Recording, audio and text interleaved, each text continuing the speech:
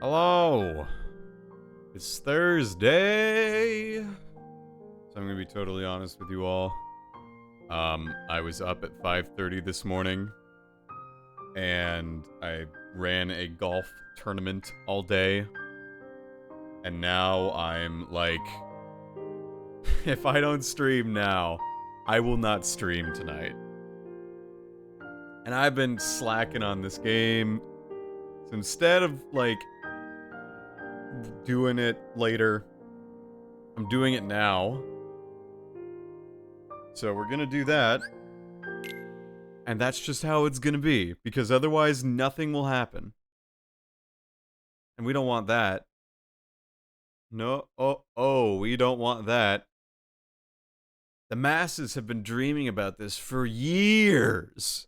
For years, in fact. And so, here I am, in the game, Kingdom Hearts Final Mix. No, not.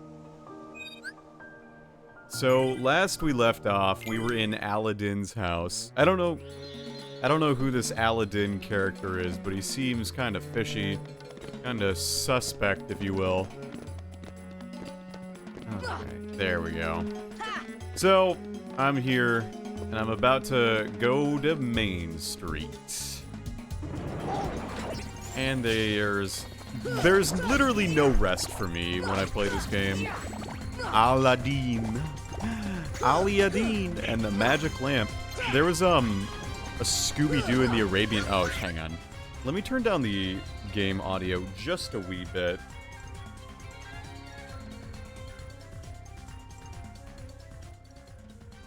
Okay, how's that? Better? Probably.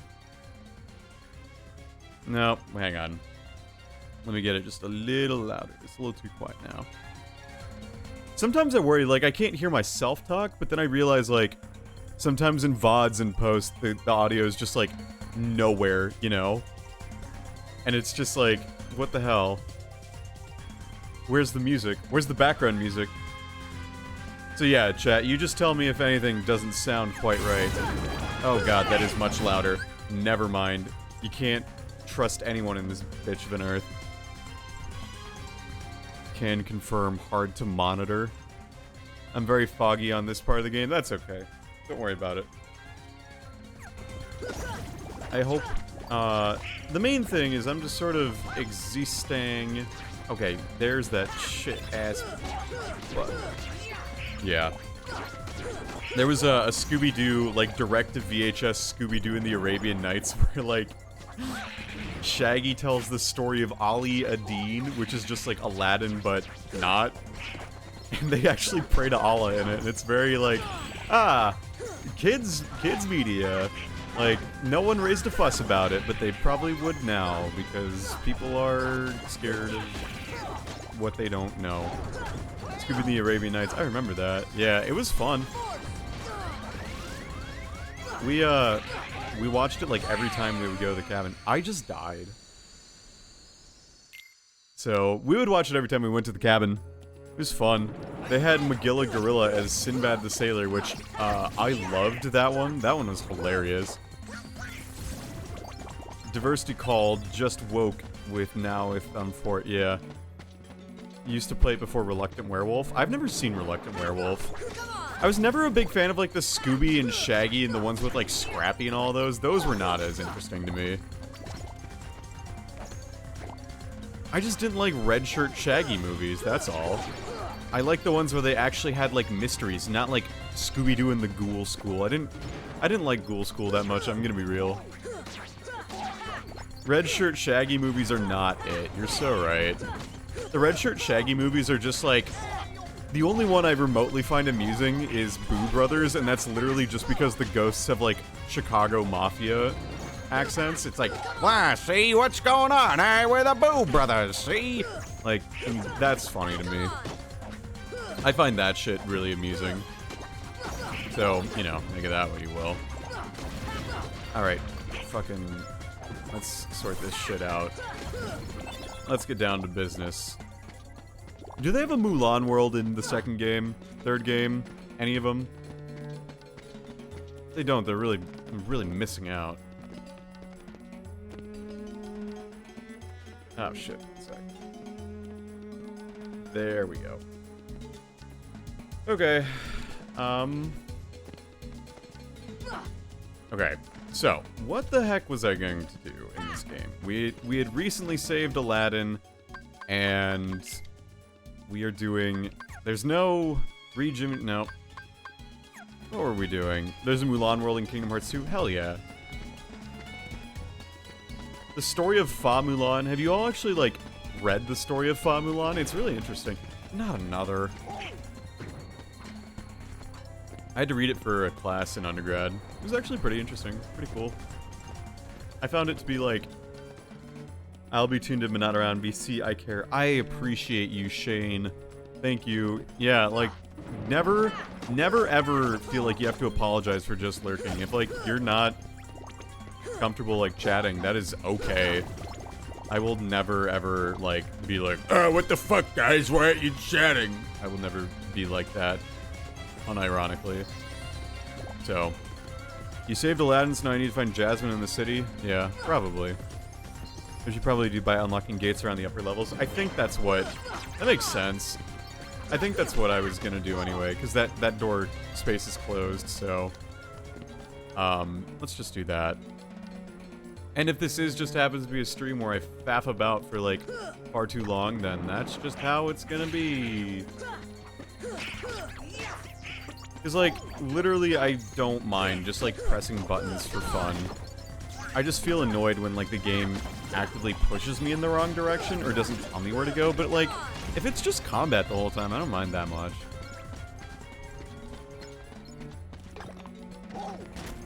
Okay. Can I not? Okay, thank you, Goofy. Goofbert. Did he just scream like, I'm down? Incredible. In-fucking-credible! Yeah. Ultimately, like, my Scooby-Doo interests were like... I mean, like, I read the fucking serialization into, like, what is going on here. The novels, like, I would go to my local library and check out Scooby-Doo books. Okay, that's something. Hey, we're riding the wave. Okay. I would check out the novels or whatever, like, because they adapted a bunch of them into novels or whatever. And I'd read those. They were like chapter books that I could use for Scholastic, so I did that. It was alright. I didn't have any problems with it. They were interesting stories. Definitely very, very interesting read. You'll want to find your way to the palace gates for the next story trigger. Yeah, that's what I'm trying to do. I'm working through it. Okay, so I opened up a gate to get this way, so I probably need to open up another gate. Okay. Yeah, okay. Well, not when you do that, Sora. Not when you do that. Let's not do that. Okay, Sora, can you work with me here, please? Thank you. Let's go to Aladdin's house, you know, as one does. Let me go out this space. Actually, let me quick heal. And then we should be up on the roof. Okay, we are not on the rooftops. Okay. I don't know, chat. Did you go to the local library much as a youth? We went, like...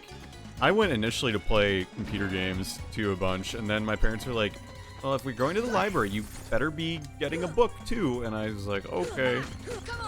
And, which I did, but, there were a couple libraries we usually went to. One was, like, pretty close to, my high school, eventually. And that was the one that had, like, the third graders. I was in, like, second grade. And that one had the third graders who were playing RuneScape. I was like, can I get a RuneScape account, Mom? And Mom was like, if you do well on your next report card, we'll let you sign up for a RuneScape account. And then I did, and then I never played it because we only had a really shitty PC at home. So, I would go to the local library, and at one point, one of the kids there who was this big, round kid who had like a mousy face or everything, he said like, oh yeah, if you give me your password, I'll give you like, I'll get you all these things. And I was like, okay, my password is, and then I told him my password and he's like, okay, yeah, I'll get you this. And I'm like, thank you. And then I never played RuneScape again. So, or unironically. So, sadly, that's just how it goes. Okay. So yeah, it was kind of amusing. I wasn't really into it. I was like enamored by the map in RuneScape, but I didn't really, okay, so this is where I came from.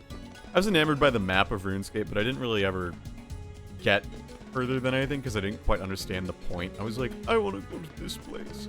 Never mind that, like, you can't go to the moon-shaped island until you're like 70 billion hours into the game. So. Okay, so let's go to the bazaar. I don't think I've been to the bazaar yet. Oh, wait. I probably have. No, I don't think I've been here. This is cool. But yeah, so that was one of the many ventures. I would also play Pokemon Crater at the library, and like, you know, Pokemon Crater, now that was an MMORPG. I tell you what, you go on there and you play HTML-based moving around games. Those were my childhood. I had a friend, a neighbor, like, next door or whatever, and he actually has one of the best, like, usernames I think I've ever thought of. It's just Jobsy. Like, actually just a good username. Jobsy, Jobsy. That's a good name. In my opinion. I was Pikachu 725. So, not as cool. But I was also 7, so. Come on.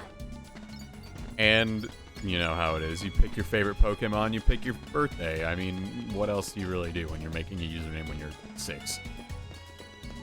Alright, so we gotta one step go in the chasm. I don't know anymore. That, you know what I mean. I don't know the lyrics. If I did, that'd be cool, but I don't, so whatever. Sucker. Fire ring. Very cool.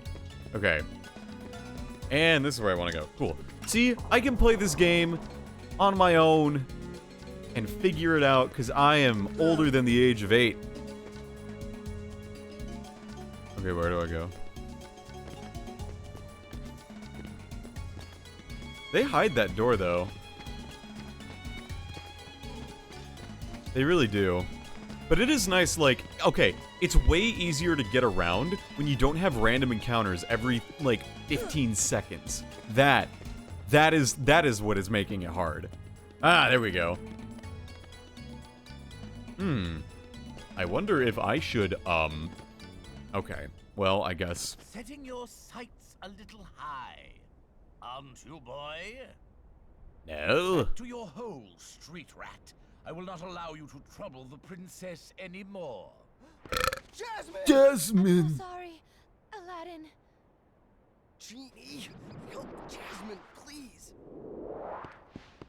Jasmine! One wish left. You're making this really easy, you know? So sorry, boy. I'm afraid your second wish has been denied. What? Why? What? Oh. Balan Wonderworld, now that was a game. Homer!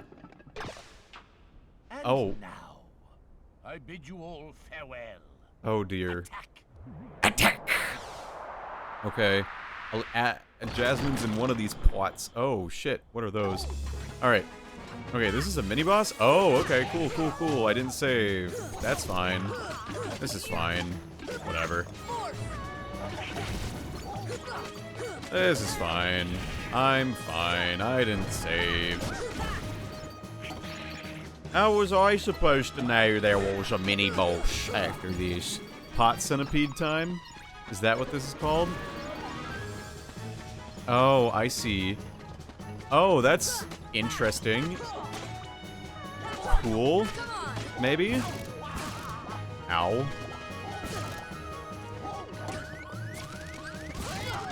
This should help. Okay, that's good. Alright, nice. Yeah, I want to just hold him in place and force. Because, like, it looks like he regenerates every time there's pots. Or kind of. And I want to get rid of those pots if I can help it. So, let's just, wail on it. Alright. Oh, hello. Let's get rid of you. Let's just, you know, get distracted by this guy. And, Donald and Goofy are both dead, so... No. Sora. Alright, so... I seem to kind of understand it, but I just need to avoid its electric shocks. Get away! Okay, I died. Which means I lost my level up from my last save. Nope, it has an autosave. Cool. Awesome. Even better. Okay. Then let's just change everyone then. Let's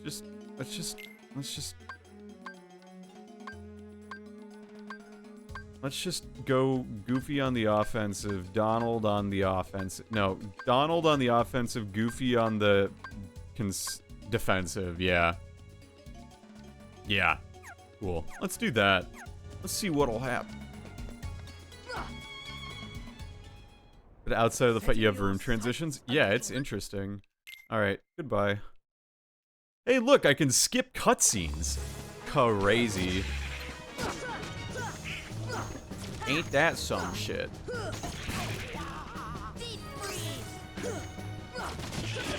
Okay. So now that we've broken him out of his little pottage, let's just mash. Let's just mash. I mean, like, what's the worst that can happen? This is like a kid's game, right?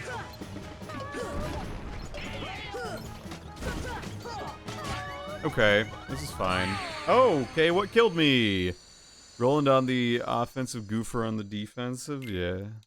Basically. Alright. Skipping cutscenes, something that was not in the original PS2 release. Okay, fine. Your sights a little high. Aren't you? Fuck this. Imagine playing the original PS2 release. Could not be me. I've never played the PS2 version of this game in my life. Ever in my goddamn life. Never, ever. Am I having fun? I'm experiencing this game.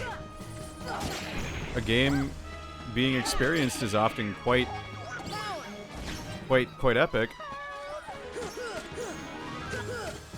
It's quite cool. I'd say that there's a lot I'm experiencing and learning and growing as a person with. Okay, I just died again. So I need to actually, like, think about how I'm playing this fight. Okay, cool.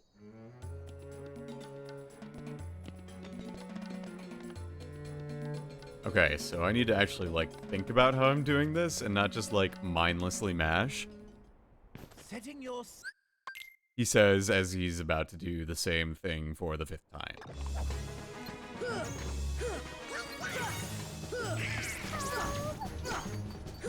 Ah, I see. So when it has full pots, you can't hurt it. And the moment the pots break off, it runs away. Okay. Okay. Get out of here, Sora. Heal, please. Okay. Okay. I see what I'm doing wrong.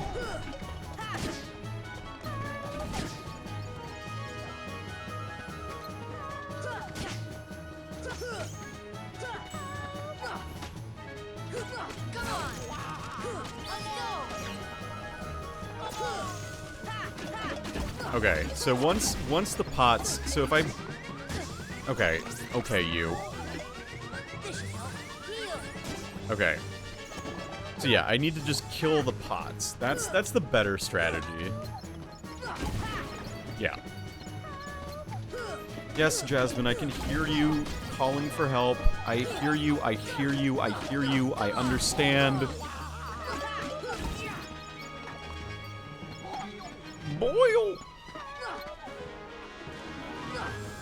So, do the pots respawn? Because it feels like they do. Which is really obnoxious. And I would prefer that they didn't. Okay, you. Heal. Do they respawn? They must respawn, right?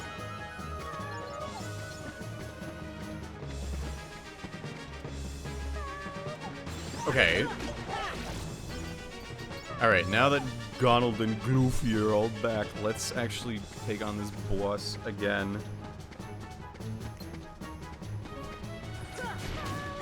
Come on.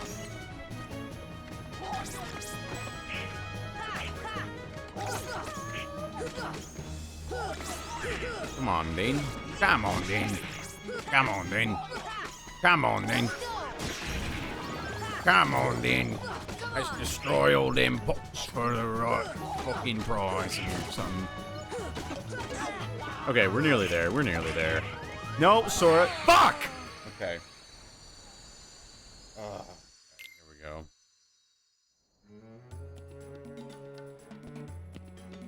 Donald and Blue. Alright. Okay. Break the pots. Break the pots. Deep freeze. Okay. I think I get it. Like, when the pots are off, that's when you attack. And he has his two kind of, like, attacks that he can do. And if you can just get rid of these pots now, that's helpful. But it's, like, not super duper important. Yeah. Yeah. Okay, can we not get hit? Can we avoid? Can we avoid the thing? Can we avoid getting just dunked on by these spider pots, please? Thank you. You can do this. I think you need to keep your HP topped off. Yeah, this boss just, like, takes out your HP like that. And that's what's really annoying. This should help. It's just, like, it goes very fast if you're not paying attention to it. Yeah. I'm not concerned, because, like, I'm pretty confident in myself. Especially with, like, the MP restore that's, like, constantly going on in this fight. It's just a matter of, like, oh my god, there's so many of them.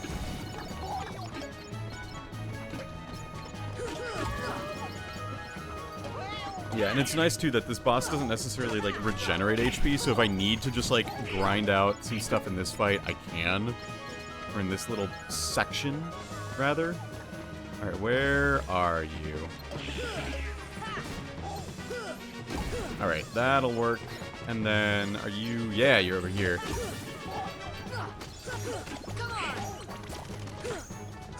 Yeah, this is going alright. This could be going a lot worse. Yeah, this should be down in like a second. There we go. Nice.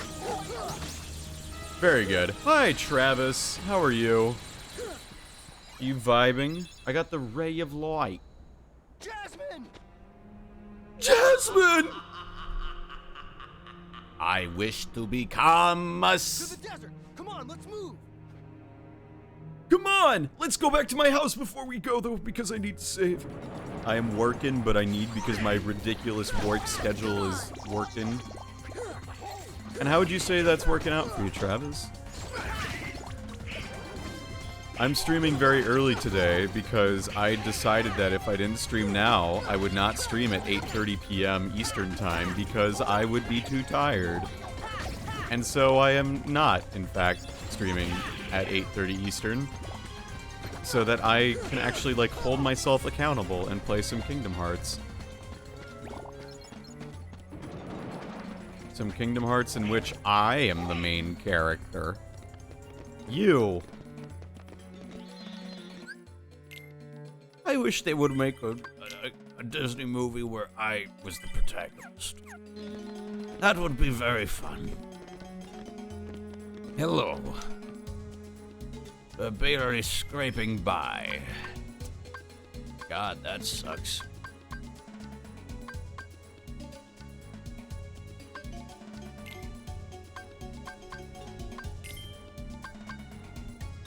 Okay,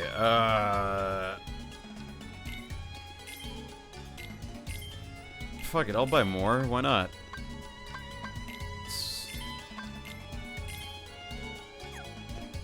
I got so much cash, man. You wouldn't even believe. You wouldn't even believe.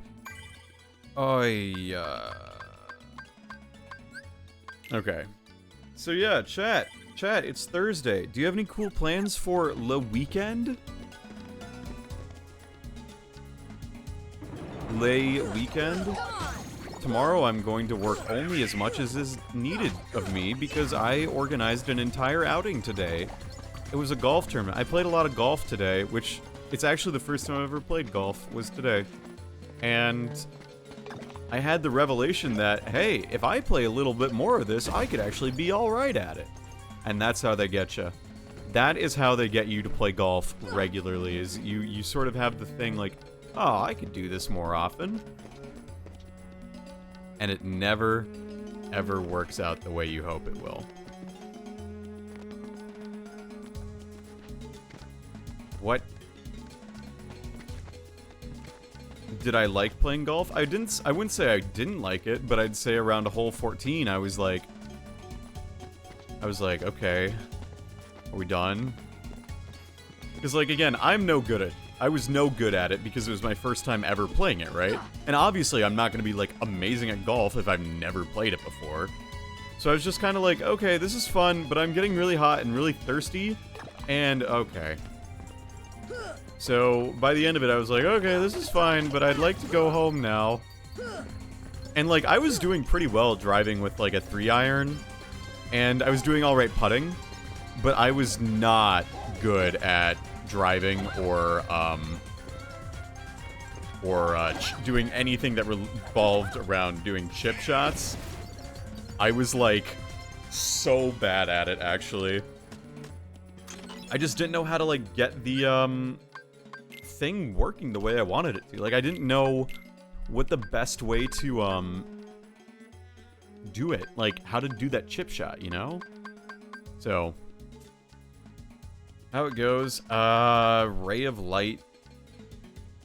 That's probably gonna be good for Donald. So let's give Goofy the Inferno Band.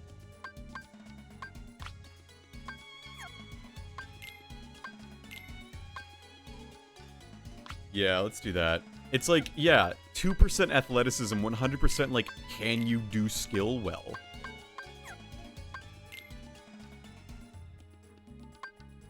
Okay, White Fang's good. Brave Warrior.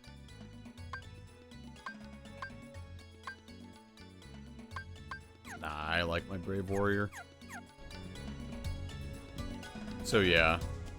I would say that golf, while not my sport, I can understand why golf outings are absolutely the outing, you know, and not like any other sport. Because it's like amusingly simple. It's easy. It's a good team building space. You feel classy. I wore like khaki shorts and a polo and I felt like, yep, I belong. Golf, the skill issue game. Yeah, I was wearing my hat, sunglasses, white khaki shorts, and a polo.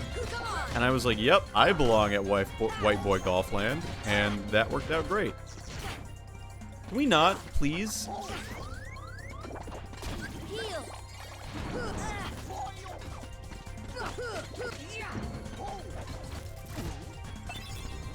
Blazed. Okay, can we fucking not, please?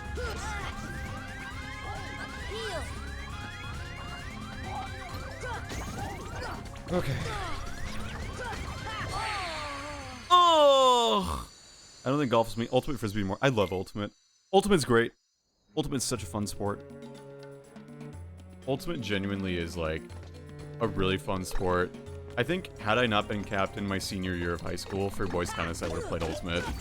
Having never played, like that's how much I like unfun I had senior year boys tennis.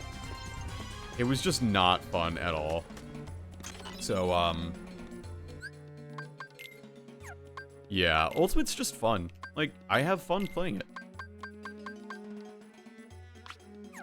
Even though I'm not the greatest at it.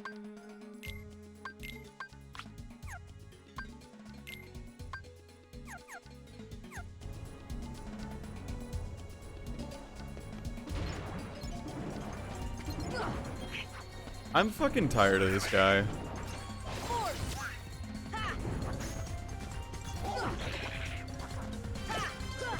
I'm really tired of this guy. I joined Ultimate Pickup Thing since one of my coworkers hosted. Pickup Ultimate rocks, dude. We would, when I was like in the Twin Cities, my high school, like all the people on my high school's Ultimate team, they do pickup during the summer, right? My brother played on that team. I didn't. I played, again, boys tennis. But I was able to go to those and, like, just play, right? And you'd play barefoot and everything, so you get, like, build the strong calluses on your feet from running on grass. Because, like, if you wore cleats, you were trying way too hard. But yeah, you could just, like, goof around, and sometimes you got the disc if you were open, and a lot of the times I didn't, but that's okay. I had fun all the same. And, like, you just go, and then afterward, like, you could go to Dairy Queen or whatever. It was fun. I did that a lot of summers. Like, this is the first summer I don't think I've ever done any. I won't have done a single pickup ultimate with the entire pickup gang, which is kind of sad, honestly. I did it for like 5 years. I mean, nah, more like 4. Still. It's kind of nuts that, like, I was able to do it for that long. He also has a league, does drills, so I'm learning a bit. Yeah. Sigma, I would imagine you are a cutter in ultimate terms. Because you're tall, and that's literally it. Alright, I'm not doing this. I said I'm not doing this. How did I know? The fact that you're 6'7"? Maybe? Potentially? Alright. Let's go and go to the desert. Yeah, I'm fucking tired of you. Go away. You're ruining my mood. You're making me work.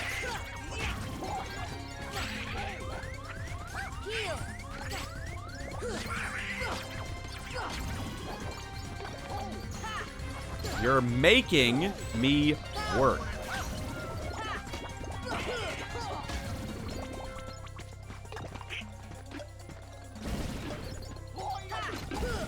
Stop.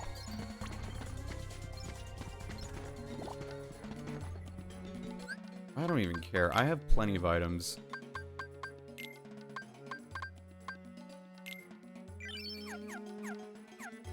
Okay, enough of this. Enough of this horse manure of trying to get through Agrippa without fights. None of that. Let's go to the desert.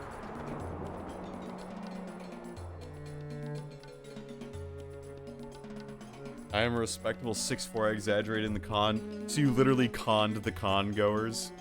I guess it's understood. Ugh. Ah, that makes sense. Makes sense. Uh-oh.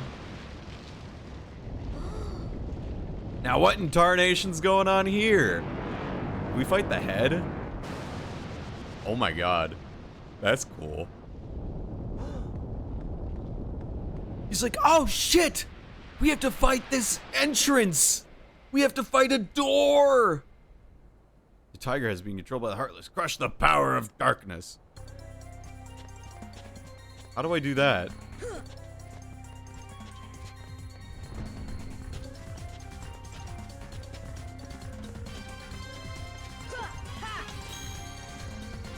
Okay.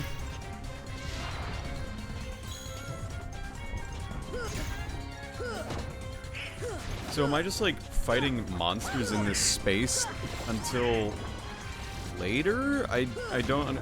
Oh, I have an idea.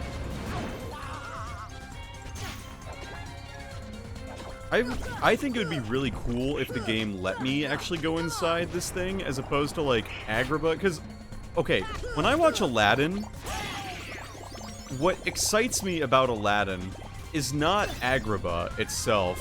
What excites me is the inside of the fucking dude.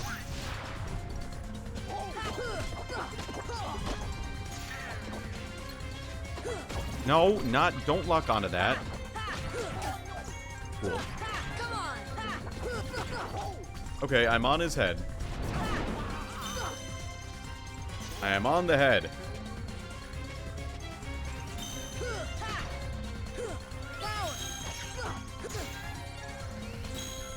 This should help. I am on the head. I feel like I probably shouldn't be up here, but I am on the head.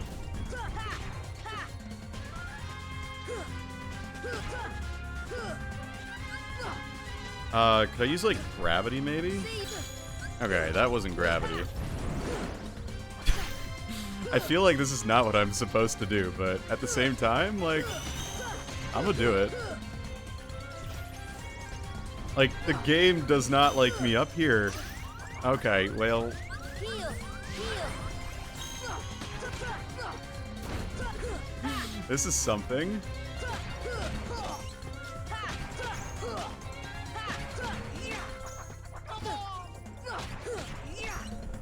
Okay, I'm on the head once again. Ah, look at this view. Sure is nice.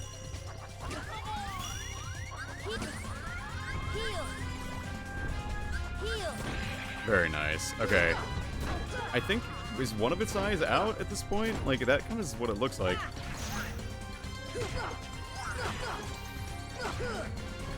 Okay, chat, am I cheesing this fight? Like, you can tell me if I am or not. I feel like I'm not very good at throwing yet. I could teach you, like, flicking is kind of important. So you should learn how to, flick. What the fuck just happened? Alright, well, no longer on the head.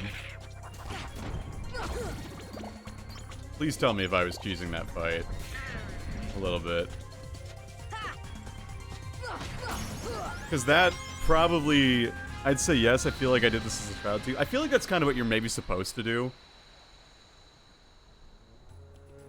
Hard to say. Do I get to go in the mouth now? Yes! Cave of Wonders, let's go! This is epic. I love Cave of Wonders. Cave of Wonders is epic. Except for the monsters inside of it that are here. Not as epic, but whatever. Okay, normally I am not a big fan of, like, desert levels, but, like, I really enjoy this. This is kind of cool. You got, like, your tracks and your floating Heartless.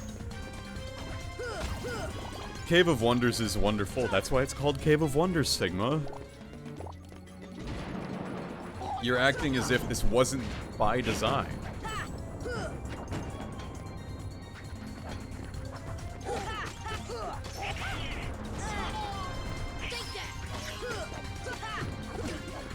The Cave of Wonders is one of those places where, like, you start to think about the things in life. Oh, there's a ball. I hate the fat Heartless ones so much. I'm sorry. They respond?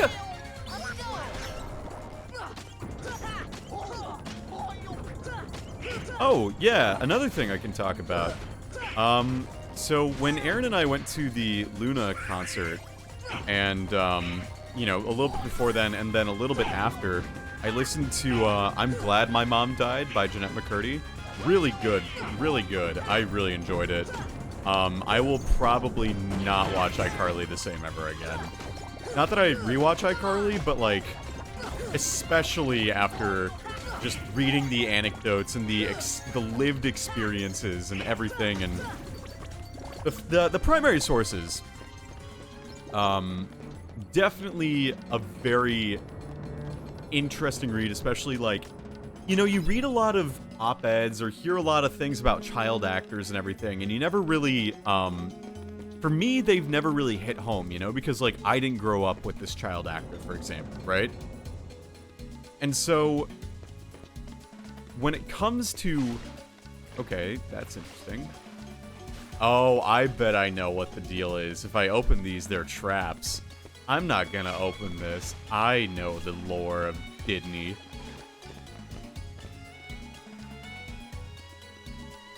Oh, okay, I need Aladdin. I see. How do I...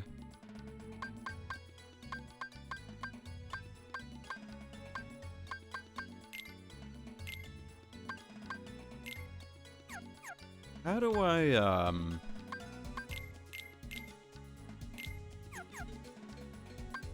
How do I don't think there are any trap chests. Alright, I'm taking your word for it. But if you've lied to me, I'll know. Oh, okay.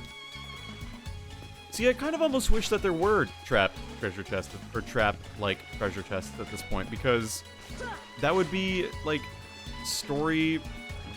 relevant. Silent chamber. Let's touch it.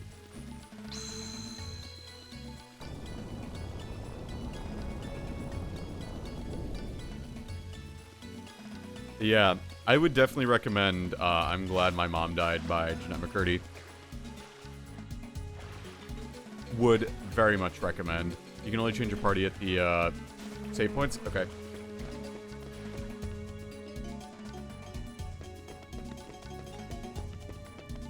Duly noted. Thank you.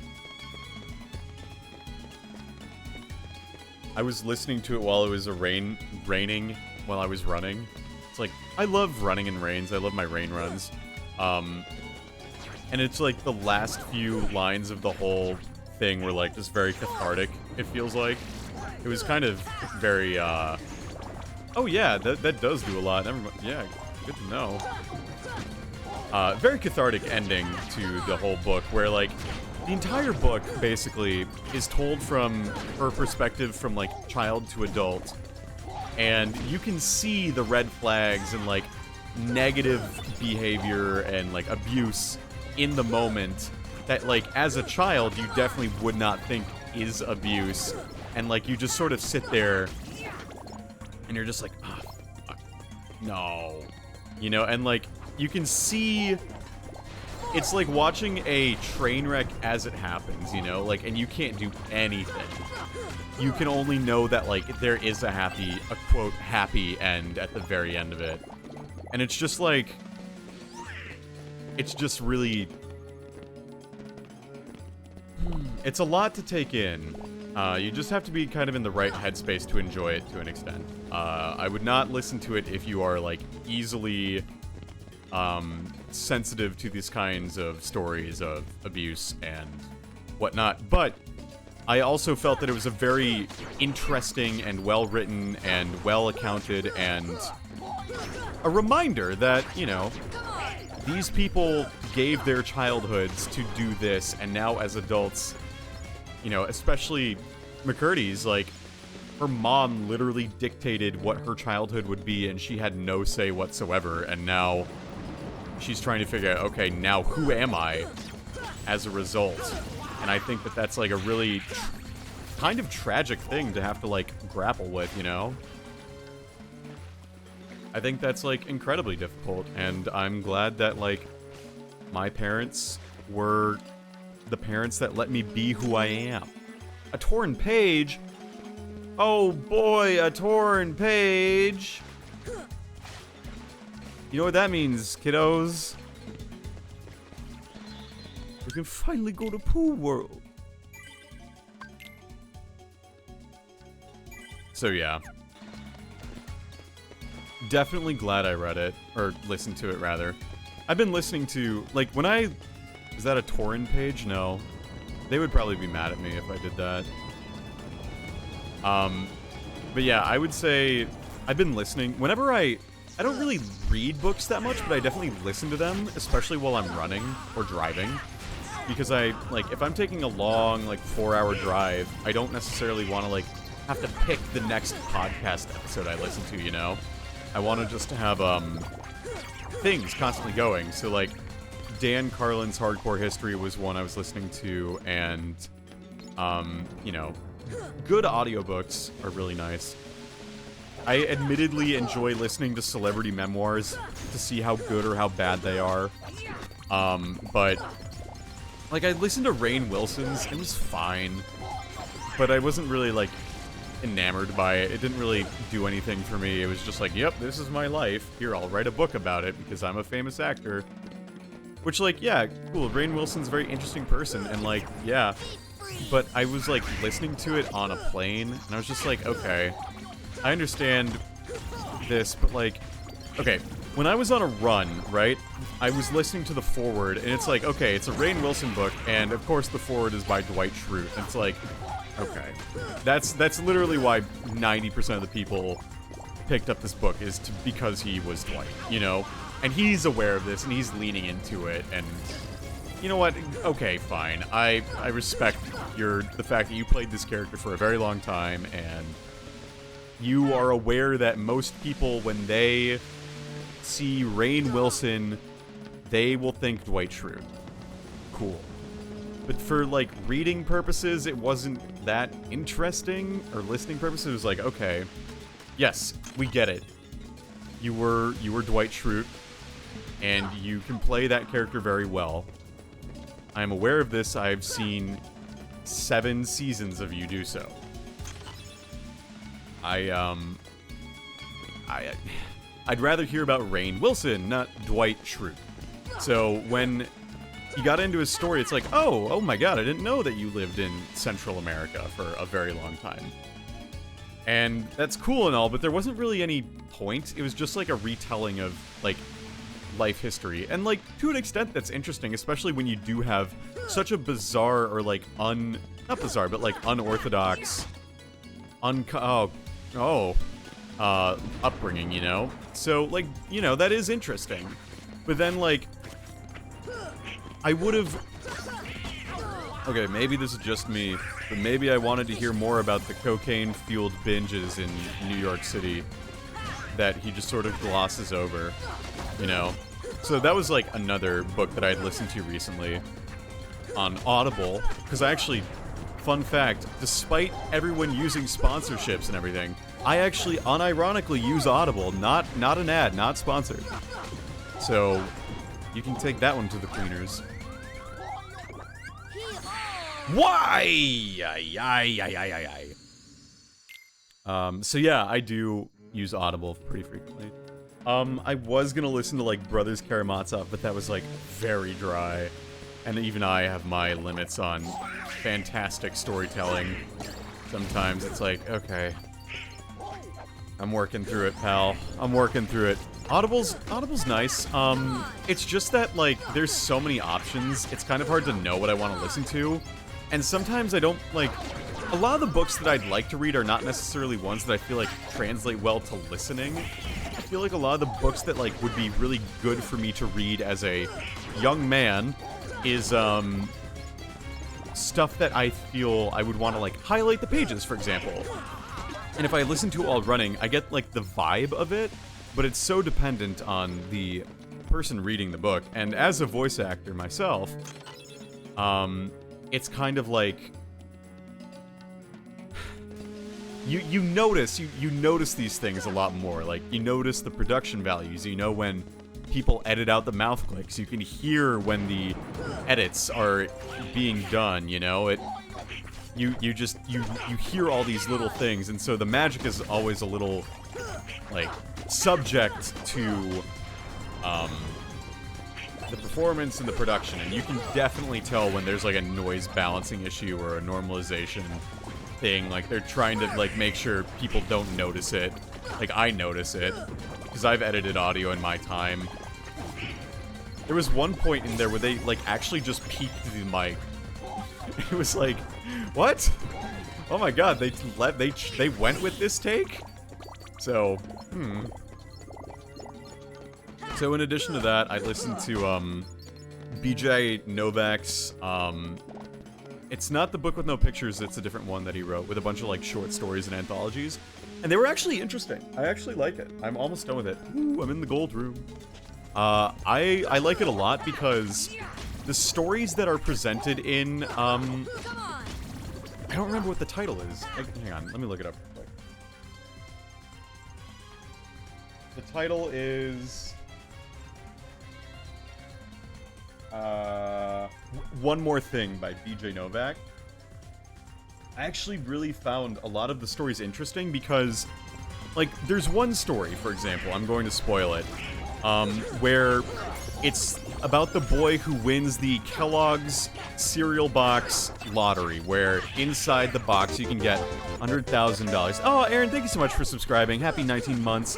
Thank you for subscribing for 19 months at Tier 1. Really appreciate it. Thank you so much, babe. So basically, the story starts off with this boy who's like 13, no, he's like 10, because he's in 5th grade or something. And his parents, he describes his parents as like a no-name, off-brand type of family. And he knows that he is different. He believes himself to be a brand name type child. And so his parents have this rule where they are not allowed to buy name brand cereals. And it feels like an arbitrary rule to an extent. Like, you know, some parents are like, no, we're only buying the off-brand because it's cheaper and you can afford that, and that's just how it goes, right? And so he breaks the rules and tells the story about how he bought Frosted Flakes, bought a box of Frosted Flakes to play the lottery. And he doesn't win. And he tells his parents that, and they're very mad at him. Or no, his mom lets him buy one, right? One box, and he doesn't win. But in that moment, he sees his mom's weakness, and he, like, therefore exploits it or whatever. And he buys a second one, you know, just to be like, he buys like 10 to try to win the prize, knowing full well that he doesn't anticipate getting any. And in one of them, he wins. And so he tries to negotiate with his parents, like, hey, okay, you know, he actually wins the thing. So he's like, Mom, Dad, I won, and I know I broke a rule, but can we keep this? And their parents are like, no. And then he says, okay, so I won't keep the $100,000. It goes against they say, it goes against our principles. We won't keep that money because we do not buy name brand cereal. And he's like, fine, but can I at least keep the cereal? And they're like, okay, fine. And in that moment, he's like, from that moment, I knew that my parents, they were not consistent, and I could never rely on them to hold their own rules and follow their own rules. And so I did what I thought was best. You know, he does like that, basically, and is like, I was going to go and redeem this prize and steal it from them in the night and get it for myself. And so he and his buddy go to Kalamazoo, Michigan. Oh, and fun fact, this story also takes place in Michigan, basically where I'm at. And the boy takes the prize to the reception desk, and the CEO of Kellogg's comes down to him and says, are you so-and-so? And he goes, yes. Come with me up to my office. And he goes, Mr. So-and-so, you are not eligible to win this $100,000 because family members of employees of Kellogg's are not allowed to win it. And then he reveals, you are not allowed to win this $100,000 because you are my son. And it's just like, what? It is the most, like, out of left field reveal. And then the CEO goes into this whole spiel about, like, back 10 years ago, I gave a lecture at the Ross School of Business at Michigan, which, like, I know that. I was literally running past it, actually. It was very amusing. I was running past the Ross Business School as I was listening to this story, so, that's funny. And, he talks about how then, and then everyone clapped no. And then, he talks about, like, I had a one-night stand with your mom. I am your real father because I have this last name as well. Or, like, I have this name as well. You are named after this. And he's like, so, be my son. Consider being my son. And the boy goes, I'm gonna go home and think about it. And the CEO goes like, absolutely. It's important for you to decide that for yourself. And then the son goes back and he's like, he lied to his parents and said like, yeah, I was at a hockey game. And then like his parents like, you know, go and do their name brand thing. And the son realizes like, you know what? No, I don't want to be their son. I want to be the son of the CEO. I want to do what's right for my life. And like, that is so different compared to everything else that you like hear in stories like this where the son realizes like, no, the value of how much he actually really loves his parents. It's like, no. The son ends up going and being the CEO's son and like doing all of that. And I think that that's like very different compared to what I was used to with like most stories. And it was really interesting how it subverted my expectations where the boy ends up like deciding that no, he is not happy with the parents, his like mom and his apparently adopted father or like something along those lines. So definitely an interesting listen/read. Would recommend if you have the opportunity to listen to it. Okay, so this is where I came from. Oh man, they weren't kidding. This game really does need a mini-map. Dark chamber. Oh, that's not a one-way. Cool. I thought that was a one-way. Nice.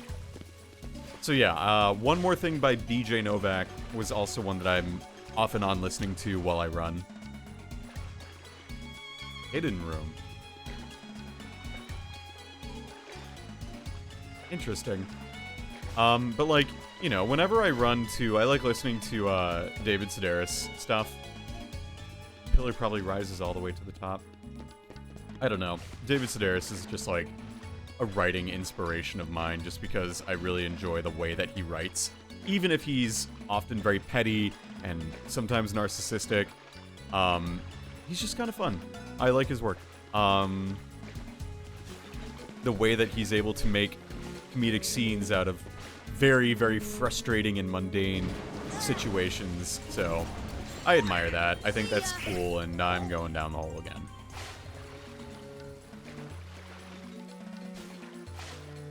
Bear with me one sec.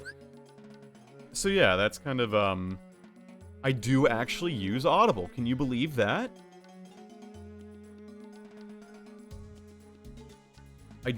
I'm not just a shill who's like, I listen to Audible because they sponsor me. No, I actually listen to Audible for real.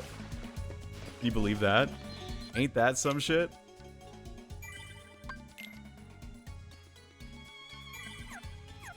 I've been listening to Audible since like 2015. Audible, give me a sponsorship, please. Nah, I don't need no sponsorships. I feel like that actually might get me in trouble if I were to get, like, a sponsorship, just, like, in general.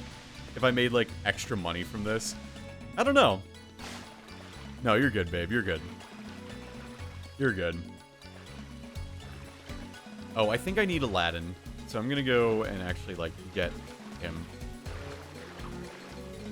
FBI agent, Audible CEO, look away. Look, if Audible wants to sponsor me, I would not say no. But I also acknowledge that, like, I'm not that big. If they want to sponsor me, like, sure. I will never...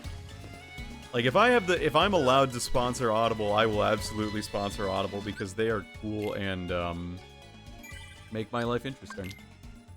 Make my runs more interesting. Alright. Aladdin. Or Goofy. Alright, let's use Aladdin. Okay.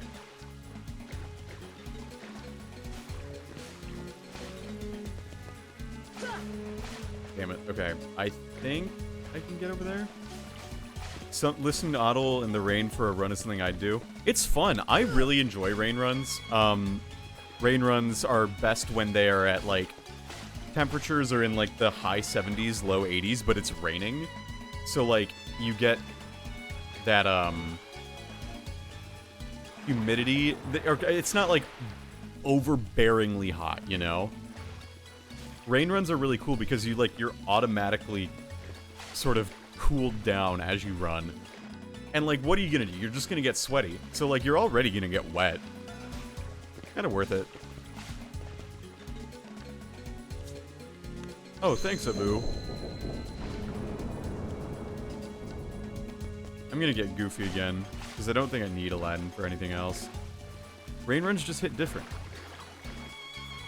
Rain runs are cool. I haven't done one in a little bit, but I actually did get caught in one, like, on Saturday. That was the most recent one, but, like, prior to then, it wasn't... There weren't very many, like, rainy days where it was also, like, hot, you know? And that's, like, a prereq. Because if it's not hot, I'm not going to go on a rain run. Because if it's, like, 60 degrees, 60 degrees Fahrenheit, I'm not going to do it, right? But if it's, you know, like 80 degrees and raining, yeah, I'll do it. Seems like a good idea. Seems like a reasonable task. The longest rain run I've done, I think, was like 10 miles. I am also probably debating, we'll see how I feel, but like, I might Saturday try to like wake up and go for a really long run in the morning on Saturday. I think that sounds like a fun idea. And when I talk really long run, I mean like get one last use out of my running shoes, like one last good long run out of these running shoes. Because I've had these running shoes for like a year now, so they're burnt out mostly. But it'd be really, really fun to like get one last really long run with them. And when I'm talking long run, I'm talking like 10 to 13 miles. Just like turn on a podcast or an audiobook and just go. That sounds like a really good idea.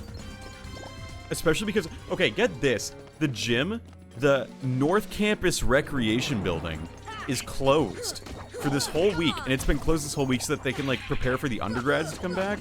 And it's great and all, except it's not great because like I can't go to the gym in the evenings.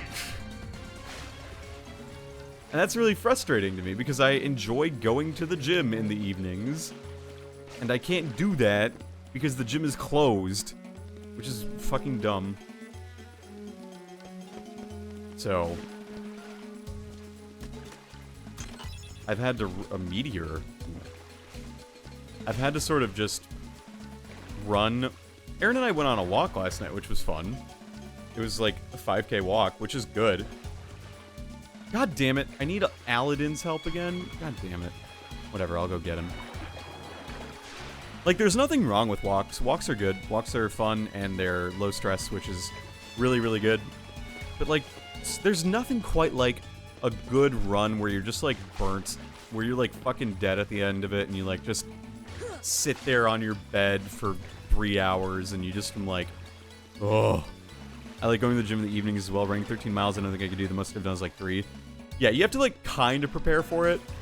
Like, if I'm in the mindset where it's like, oh, yeah, I could go for a long run this weekend, I'll do it.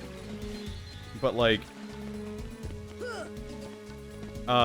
you know, I can't just, like, come home on a weeknight anymore and be like, I'm gonna go for 7 miles. That just doesn't work.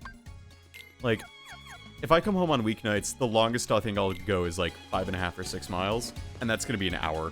And it's usually my runs these days when I come home from work are, like, 45 minutes, which is usually 4.5 miles. Maybe a little faster. Maybe like 5. A half-hour run for me is basically a little over a 5K. So, yeah, not much of a runner since I swim is my main form of cardio. Understandable. Typically walk a rail trail. What's a rail trail? Hello?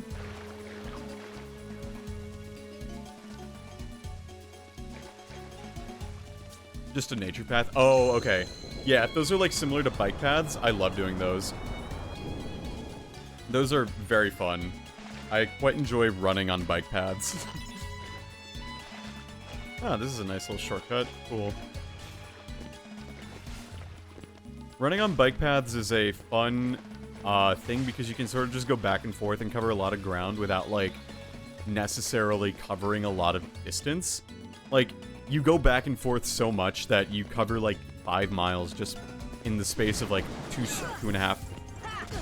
Like yeah. You know what I mean? Like the width of that space is 2.5 miles, but you cover like 5 miles, but just you go back and forth. Can I go in here? No. Oh yeah, I've got Al Aiden. Here I come!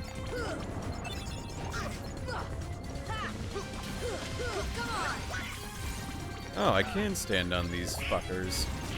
How about that?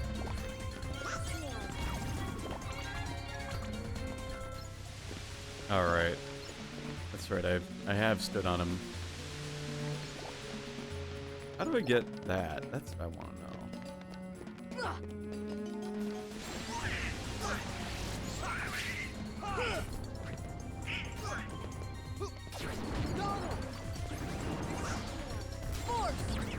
Yeah, oh my god, gravity does so much to these dudes. It's actually just ridiculous. It, like, halves their damage, or halves their HP, basically, right? So, easy shit. Wow, very nice. Very epic.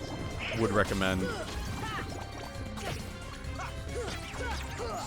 Running was honestly, like, one of the things that got me through living by myself during a pandemic, because, like, and living at my parents' house during a pandemic, because, like, I was able to actually leave the house and not go next to people, because otherwise I was just in my parents' basement, like, the whole time, and I just needed to get out of there. And it's like, you know, I would finish up the semester and Dad would be like, are you gonna go find a job? And I'm like, no, I'm going for a run. He's like, you should get a job. And I'm like, Dad, I'm really trying. I'm filling out job apps. My internship was not a thing. Like, I tried to get my internship and they were like, no, we're not doing because of the pandemic. So, like, I don't know what you want from me, man. I'm trying my best. And he was, at least, you know, I was working on... My parents were a little bit more supportive of the fact that I wasn't able to get work until 2020 census because I had a plan to go... Because I was planning to go back to school, where I was then planning to go to grad school. So, you know, it's not like I didn't have any prospects. It was just like, why aren't you doing anything now? And I'm like, I'm trying and failing and not succeeding. And it's not like I'm asking you to, like, give me money forever. I'm just trying to not... I don't know. I'm just trying my best right now. So, that was 2020. Summer 2020. I just go on runs. Summer 2020, I seriously would just end up, like, going on, like, 11-mile runs every other day because I wanted to get out of the house, so I just go on, like, hour-and-a-half long runs around the Twin Cities area. At one point, I got lost on a run, ended up at the Sculpture Garden, which just, like, doesn't happen sometimes unless you try it. Like, I was literally running in downtown Minneapolis. I don't know how that happened, but, like... And then there was one time, like, I ran from my house to the University of Minnesota Twin Cities campus, and then it started raining, and I was like, Mom, I ran too far, can you come pick me up? And she was working from home, so she was able to do so, but my parents are very supportive, which I appreciate a lot. Yeah, it took a little, my mom... It took a little convincing on my dad's end to be like, I promise I am not just sitting here in the basement not doing anything. You know? I promise you that I am, like, trying to find these jobs. I am working on these conferences things. You know, I can't prove anything because I'm working on applications for grad school. And I'm working on trying to get these jobs. And I can't tell you that I will have a job until I have a job. So the moment that, like, is my parents looking for a daughter? My mom is looking for a daughter. My mom wishes she had a daughter. My mom loves her cats, which are both girls. Mom says, I love my girls, and they're her two lady cats. So, that's just how that goes. But, like, you know, it's really hard to prove to parents, right, that I was really trying. And, like, the moment, literally about 5 minutes after I wrapped up the call with the census saying, like, yes, I have the job, and, like, I will have a job again, that will pay me a lot of money for a short period of time, like a temporary job. They were like, okay, cool. That's just, yes, good job. Okay, that's great. So, it worked out fine, but like, there was a period from like May, I'd say, like about 2 weeks before final season start. Okay, April's, yeah, it started kind of around April where my runs were getting very long during weekdays when I didn't, like, okay, holy shit, I guess I'm just gonna talk about spring 2020. Spring 2020, I was in 18 credits, I was in senior design. The semester, halfway through, we went home and I was living in the parents' basement, and that was when I started doing voice acting. Like, legit, kinda. And, around April or so, basically, the semester was wrapping up, and I was going on longer runs, and my dad was like, do you have a job? And I was like, no, I don't have a job. And he's like, why don't you have a job? And, you know, genuinely, one of these times, I gestured to the air around me, and I was just like, well, it's a pandemic. And he was like, fair, are you able to work remote jobs with your current job that you had at the cancer center? I was like, nope, unfortunately I cannot. And he was like, okay, I hope you're looking for jobs. And I said, I'm doing my best with the 18 credits that I am also enrolled in. He was like, okay, well, I just hope that you're looking for a job too, because, you know, it's very, you know, I was 21 at the time, so like obviously a 21-year-old, I was literally living in my parents' basement, and I designed a nuclear reactor in my parents' basement, but I've made that joke a billion times at this point. You know, I was working on stuff. So, it's kind of like, I didn't have anything to show for it, and that made it sort of like, you just have to trust me, please. I understand the pillar rises at the top. Wait, is there a call thing? So, it was like really difficult to, maybe if I break it? How do I break it?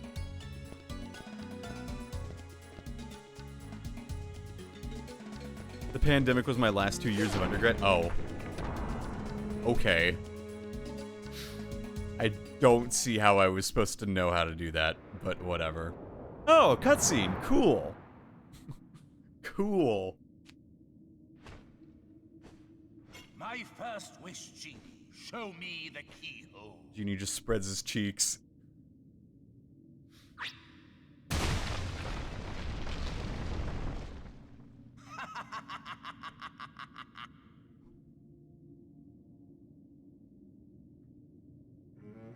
Alright, cool. So yeah, it's like, it was very difficult to prove that I was doing something other than, like, I'd come up for meals, basically.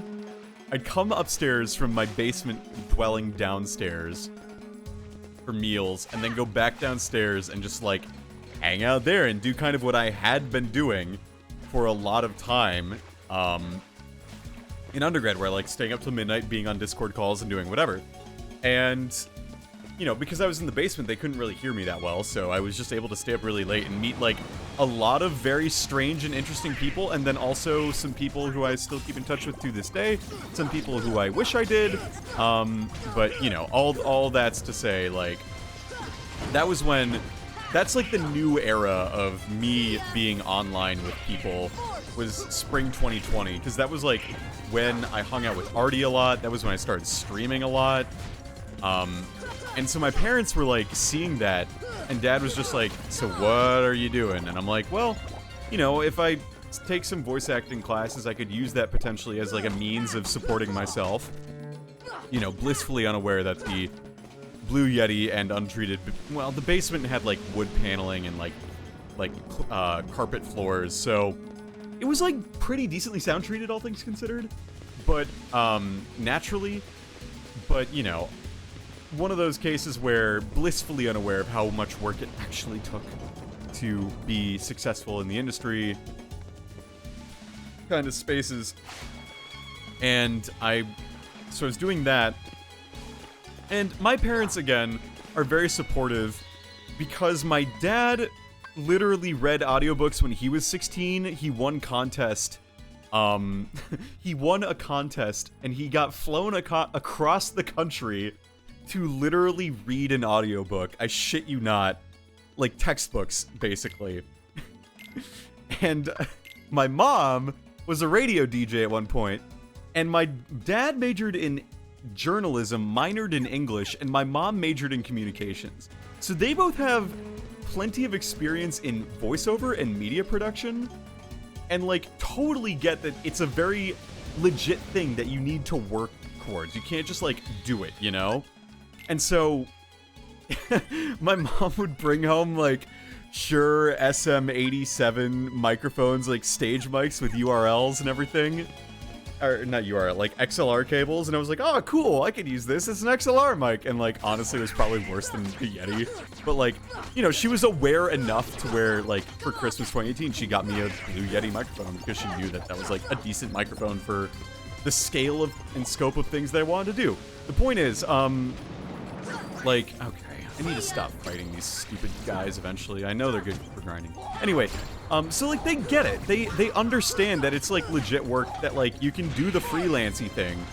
And like they also were maybe a little bit more like, okay, we trust you because you've made it through 3.5, 4 years of engineering at a very good program in undergrad. So like we have a little faith in you.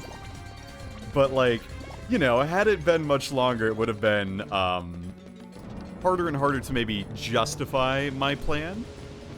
But, you know, I told them, like, I plan to go to grad school, and I'm doing the applications, and I have the support network, so they were like, okay, we trust you, and you'll just do it. And if you don't do this, well, I guess you're sort of preparing for this thing that you can do in the meantime as you then apply for, like, work that you can do with your nuclear engineering degree, because you should be able to find work with a nuclear engineering degree. And, you know, I was able to do so. So, in fact, like, I applied to some jobs at, like, Home Depot, and they were like, yeah, you're overqualified. You should seriously, like, apply for something else. We are not looking for someone with the qualifications as you. So I was like, I need a job. I don't care if I'm overqualified, please. So that was like lifting boxes in the night, you know. And so I didn't end up doing that. And I was able to get that census job, which was really great. So that finally convinced Dad to be like, okay, fine. You're doing okay. We will stop pestering you. And then I did census job work, which was a fiasco in and of itself. But we had fun with it. I probably should have done that later, but whatever. The heal, I mean. So yeah. So what you're saying, voice work is in your blood? Yeah, it is. It is. I didn't even need to use that. Yeah. Voice work is just in my genes.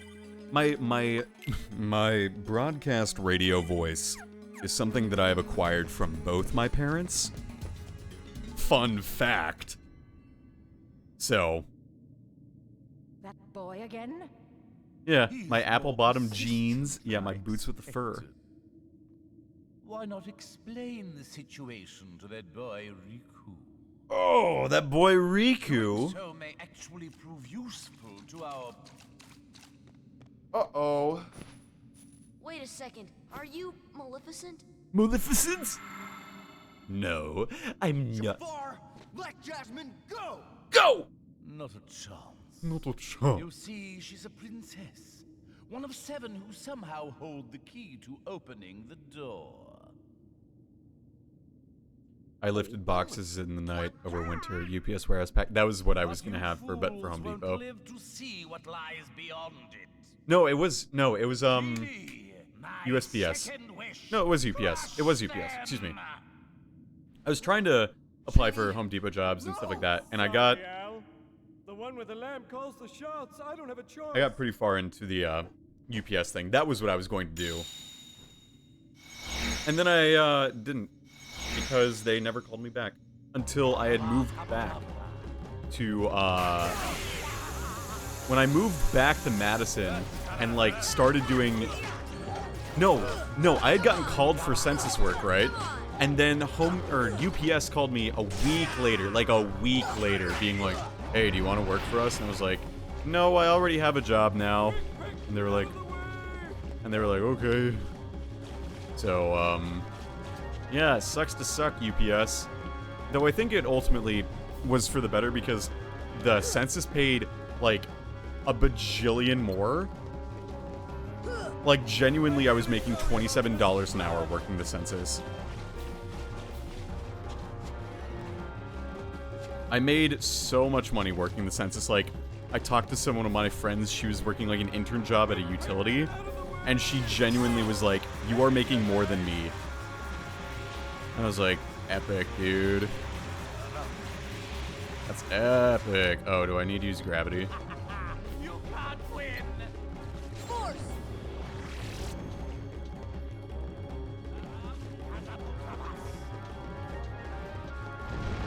So, yeah. Fuck. Yes, Jafar, I am. Yeah, I'm gonna have to commission my mom. Oh my god, did I just say that? My mom, no. I'm gonna have to ask my mom, hey mom, can you make emotes or cookies of my emotes, please? She could probably do them, especially Voltloos. Like, Voltloos, she could actually probably do. So, that's kind of amusing. Maybe in some point. My mom knows how to decorate cookies. Oh, yeah. I honestly have some photos. I need to get more photos of, like, my mom's cookie decorating skills. It is genuinely, like, impressive. The amount of, like, time and energy she's put into this. So... Please let me miss. I think it would be funny if the genie, after missing, he said, "Oh! I still feel bad causing Voltloos." No, don't feel bad. Please do not feel bad. It was very funny. You are canon.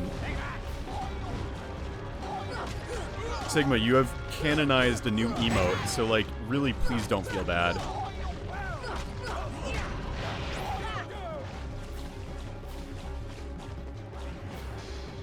I think it's funny. It's iconic.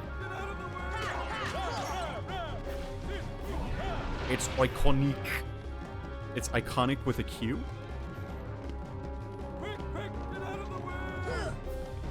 Alright, so this fight definitely has a second phase to it. I shall not feel bad. Good.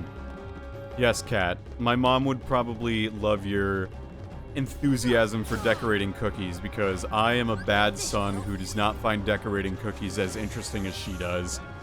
I'm sorry, Mummy. I love you very much, though.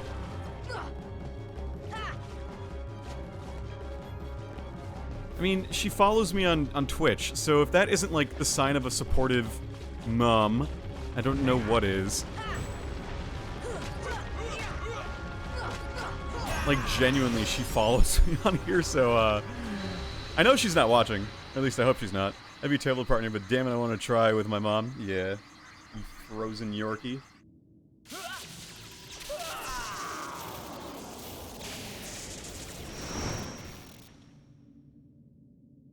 Attain the power of ice. Blizzarded up into Bizarre. Cool.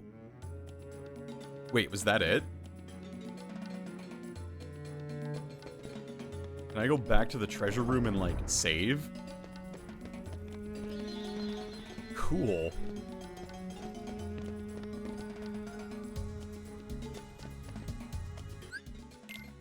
That's cool. Okay, neat. I beat Jafar and the genie. Do I not fight Genie Jafar?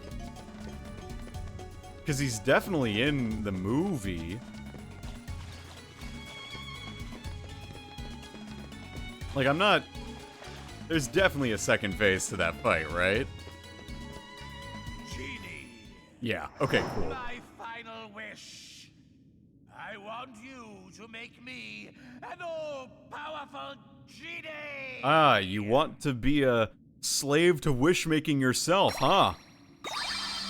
Not very smart, are ya?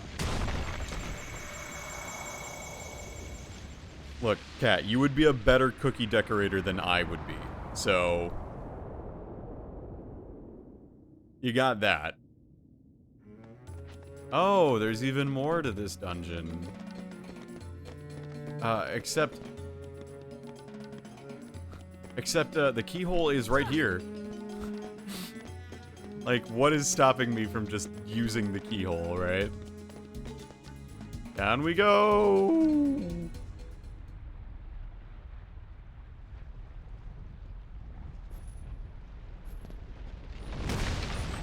Oh, there he is.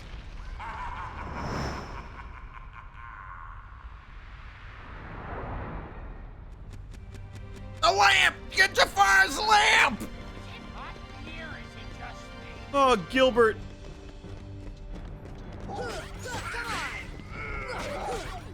Oh, I see. This is an interesting... This is kind of cool boss fight. Like, you can't hurt Jafar directly, it seems like, but, like, if you hit the lamp, that's what you're supposed to hit. I like that. That's a cool boss idea. Oh, and you have to just dodge his attacks in the meantime. Does it regenerate?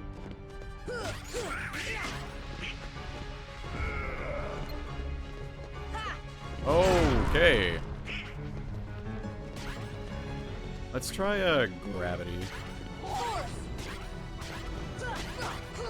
Yeah.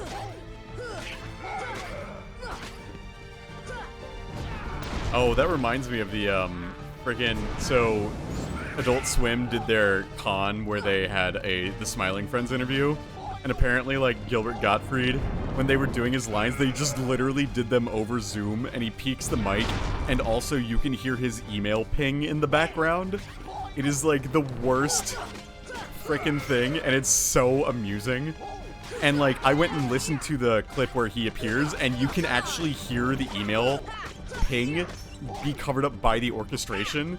It's actually really funny. Hot in here, or is it just me?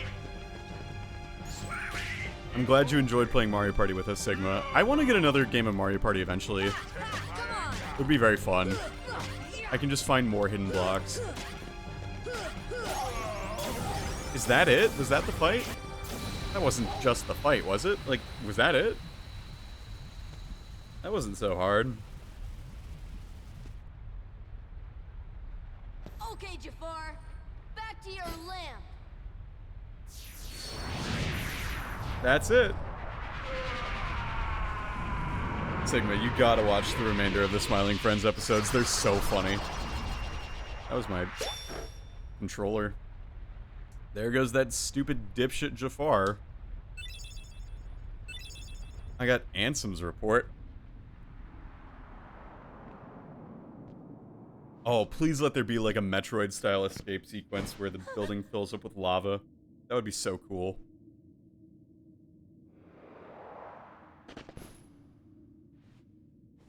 Jasmine? Jasmine!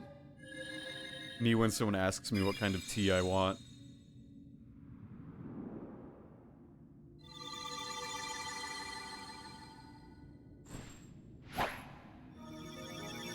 You're in luck. Wait, is there actually an escape sequence?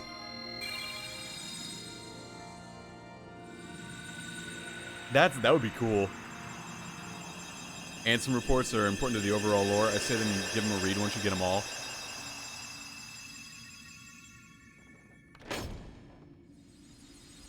Oh. Oh. They're really about to be like, touch the gold, you know you want to.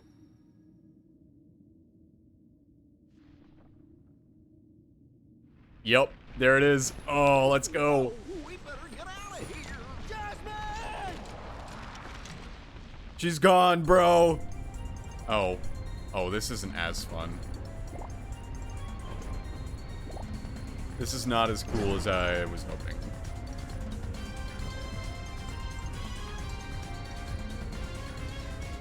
Okay, I stand corrected. This is kind of cool. As cool as it can be, I don't feel like I have any control, but you know what? Sure. Oh, okay, this is neater. This is neater. Okay, you can only veer left and right. You can't, like... This is neat. Okay, I stand corrected. This is kind of neat. Did anyone have the,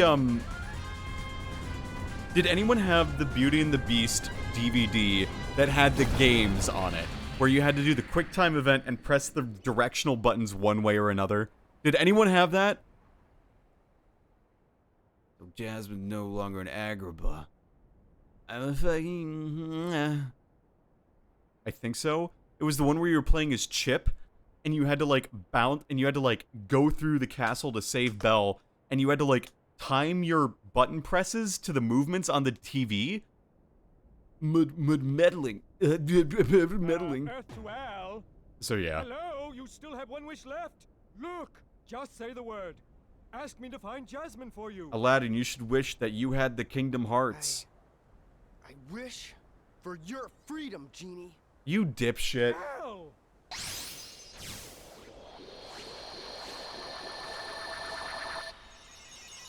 I don't feel like they ever really bonded that well.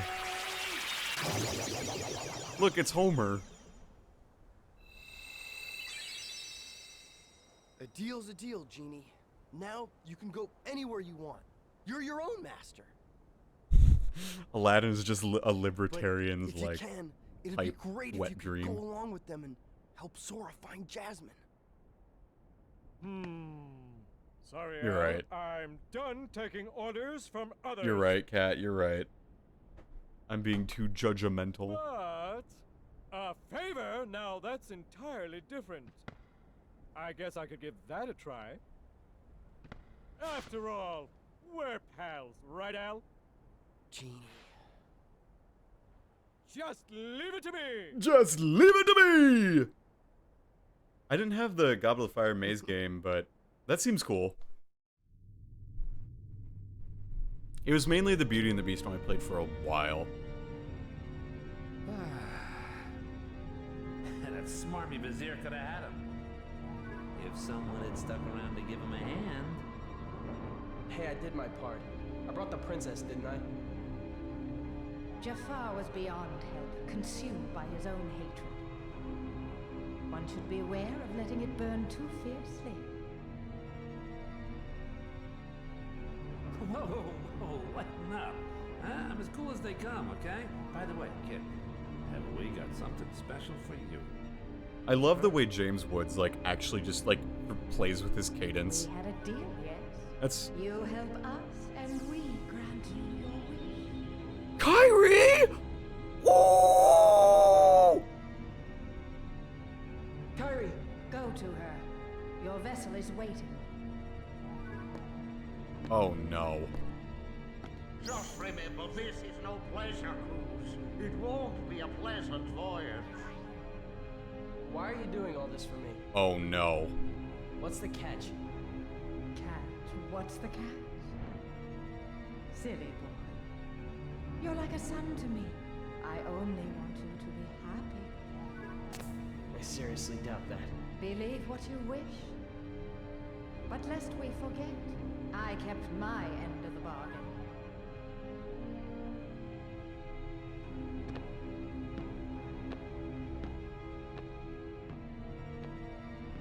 Okay, I will drink water.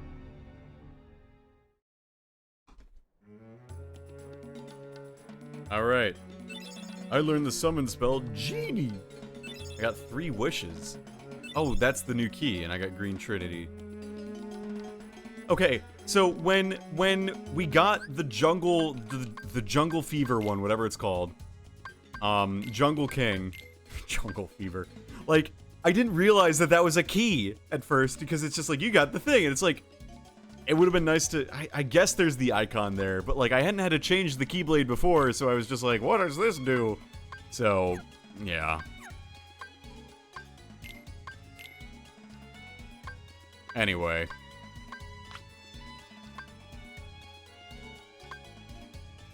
So Goofy's gonna be super resistant to fire now.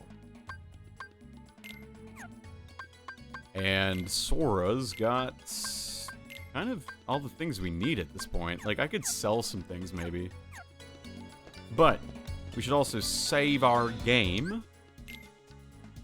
Because I beat Agrabah. Yeah, I'm not so sure about his new mum either. Man, this stream's all about our moms, isn't it? I will not elaborate further. Yeah, there's no Heartless here. Cool. Now the real question is, how do I get back to the gummy ship? And clearly I have missed some missable items. Okay.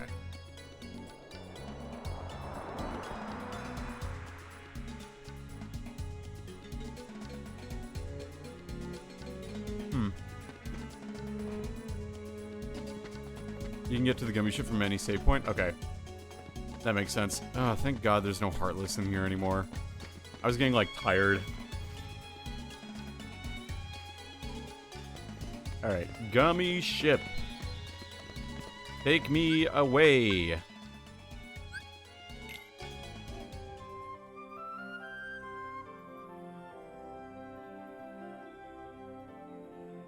Wasn't there a Trinity mark in the accessory shop? This page be driven. Let's return to town and give it to him. Or I could go to this new place. Or this new place. What is... Are these like fast travels? Is that what that is? Torn page, torn page. Yeah, we got a torn page. What about it? I want to see what's over here, though. What's on this one?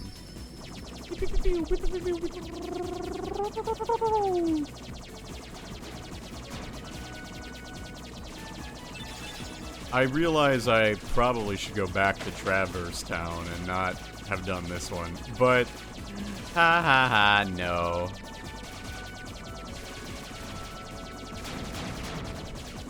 No, no, no.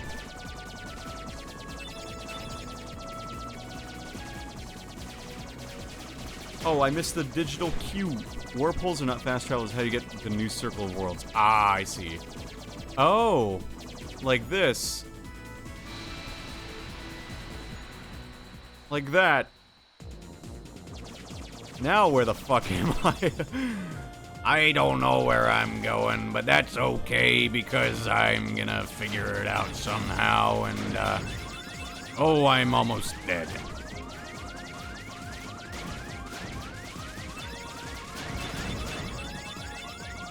How do I heal this thing? Flap, have you figured out how to heal? Up, there we go. No luck. Oh, that takes me back to Traverse Town. Okay. I see.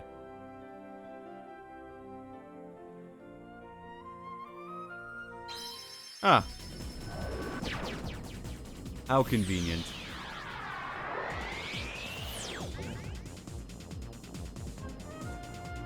So just avoid the wormhole. Well, too late. I have.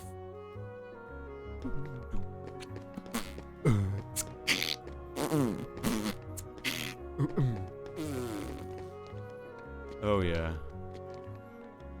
Who's this about Ventus? No. No Ventus. No Ventus. There's no Ventus allowed. I don't even know who Ventus is. What the hell? Oh, so I can just do the Green Trinity stuff now? Cool. So, meet the Flintstones. They're the modern Stone Age family. The Flintstones. Meet the Flintstones. They're the do-do-do-do-do-do-do. Let's ride with the family down the street. From the courtesy of Flint's TV. When you're with the Flintstones, you'll have a yabba-dabba-doo time. A dabba-doo time. Meet the Flintstones. Let's synthesize! Ah, okay, cool. EXP earring. That seems cool.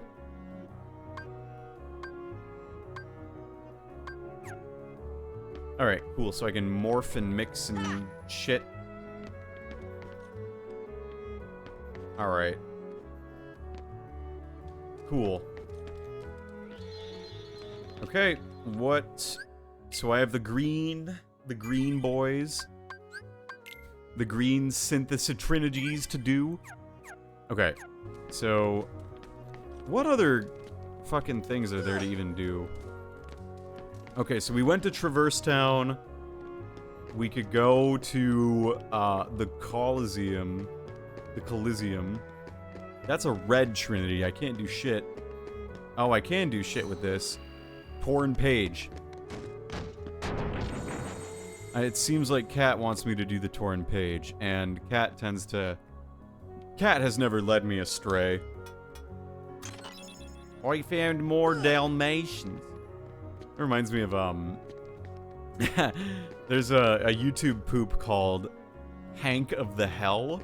Or, yeah, Hank of the Hell. It's the Halloween episode. And there's one bit where Bobby goes, maybe I could be a Dalmatian. Be a Dalmatian. Be a Dalmatian. And then it's like... That's like one of my favorite YouTube poops, is Hank of the Hell. Because there's Hank of the Hill, which is the Boggle one, but like, the other ones are amusing too. Okay. I need to not fight these things. I just need to go to Nelrims or whatever his place is. I'm not fighting you all. Fine. Fuck off. Literally eating my gonads, dude.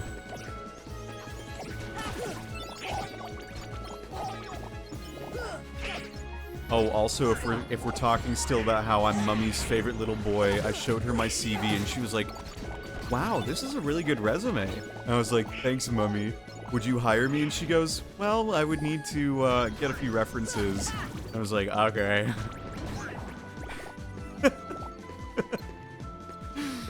I don't think my mom would hire me for freelance voiceover work, but I don't blame her.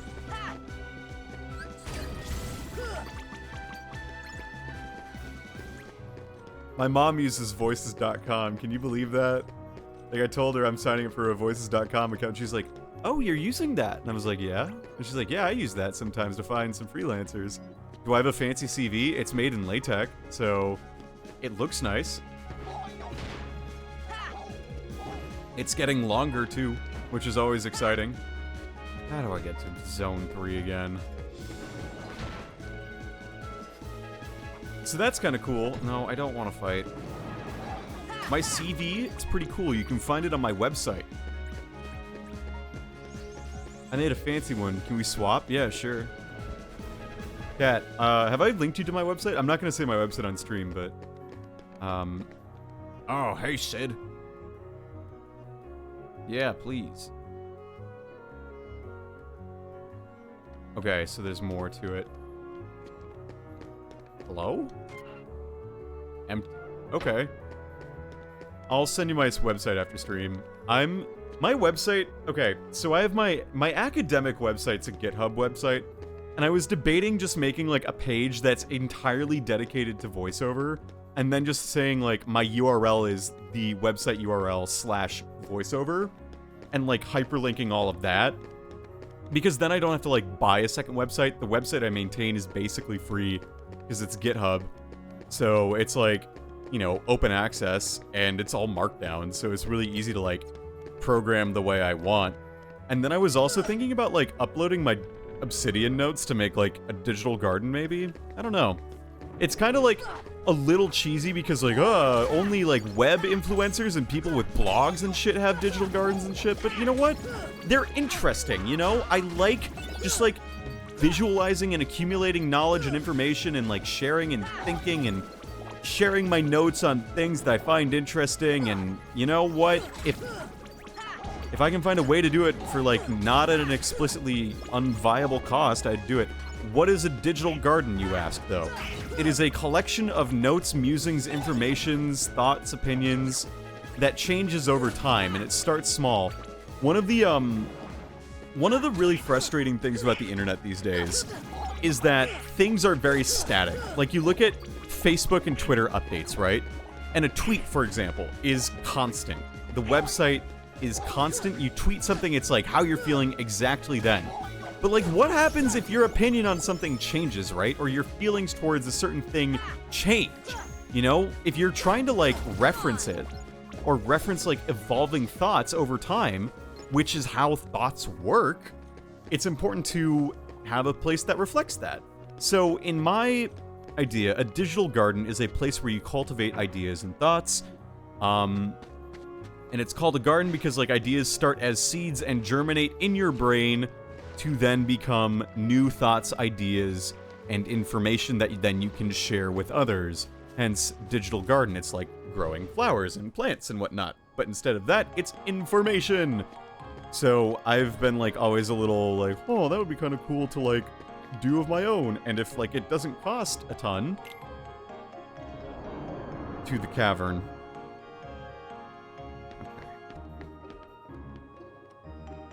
Go back. So like if I can manage it, it would be really cool to do because then I would have motivation to like learn in public and like show people my notes and be like, here's what I'm learning. If you have things that you think are better, then please like feel free to contact me and do it this way. And it's like a very like, it's a neo-academic thing. It's like kind of cheesy, but it's cool. I like it. As someone who really values like displaying and learning and sharing information, I think it's really interesting. So I'm debating doing it. It's just a matter of like cost. But yeah, my website exists and it's like basically does what I need it to do, you know? I don't have to do much more than that. It's got my CV, it's got like selected works, it's got what I'm doing, how you can contact me, right? That's it. But if I was going to add a page for voiceover, I'd probably want to plan it first. Side note, how do I fucking put a page in this book?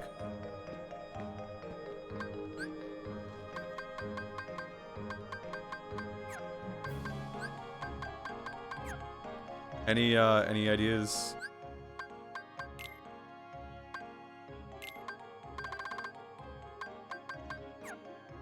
It should be in the room on a podium. Is this it? Is this the book?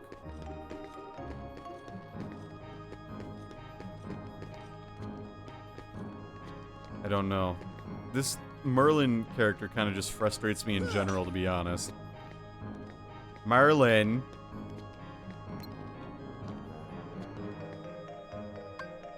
To the cavern! Okay. I'm in the cavern now. Leon! Oh, Leon, where are you? Sweetie pie.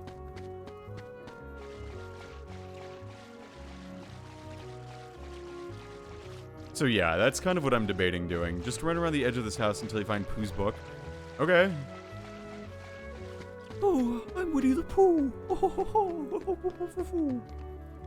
Yeah, so ultimately, all that's to say, if I needed something, I needed a productive time waster.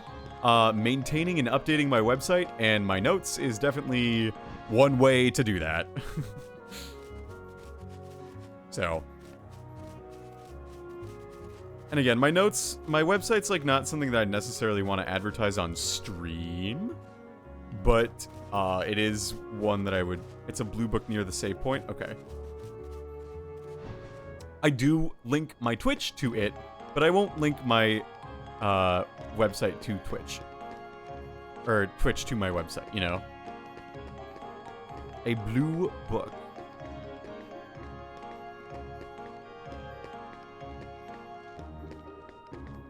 Oh. Okay. Many years ago, in the 100-acre wood, was a bear named Pooh. Pooh Bear.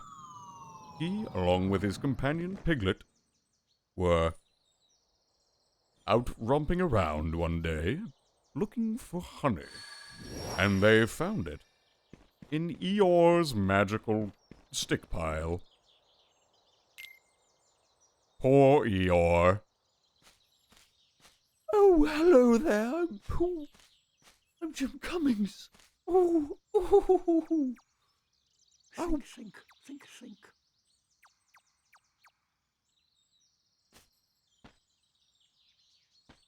Hi there. What's wrong? Nothing. Just thinking. Oh. Ah. I was thinking of how to say goodbye to Pooh. Pooh? Yes? Wait a second. You're Pooh? Yes. No, I'm I'm Winnie the Pooh. Pooh for short. Who are you? Who are you? I'm Sora. Oh, hello, Sora. Have you come to say goodbye to Pooh, too? What? Well, no. Why would I do that? We've only just met. Because everyone's gone away. What do you mean? Well, we all lived here in the 100-acre wood, and we'd take walks together, or play Pooh sticks. I played Pooh Sticks as a kid. And every day, I'd eat some honey. Honey? Just one small smackerel would taste very good right now. Oh, pobrecito.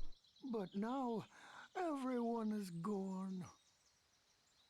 Oh, All my bother. friends, and my favorite honey tree, too. Everyone must have gone away while I was napping, I think.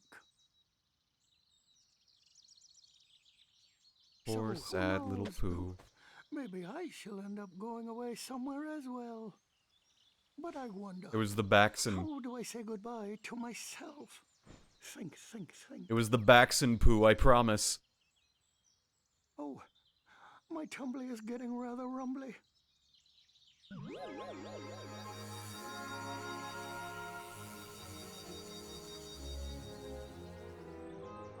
Okay, but I actually have a soft spot for Winnie the Pooh, so like... I can't riff on this. I can't razz it. I actually like Winnie the Pooh.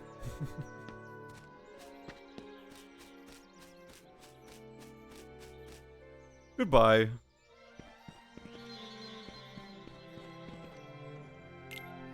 God damn it. I like this. Oh, that's how you leave.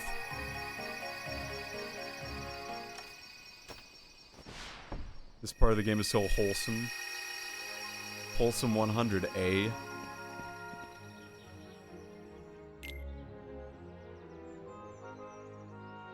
It's mainly a minigame world with lots of good treasure chests and goodies. Nothing wrong with that. Mr. Sanders. Ah, I know what my next Discord username's about to be.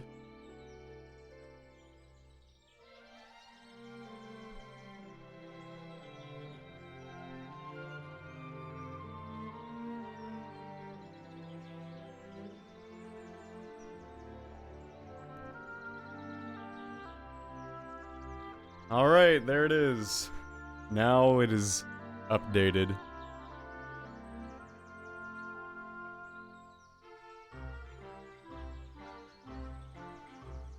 Alright, cool. So yeah, on the Discord now it is updated.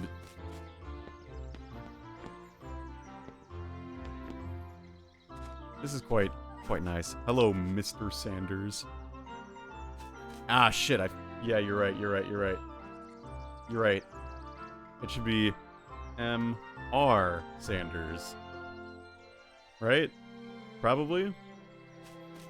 What does that look like? No, it doesn't look like that. I like the way it was.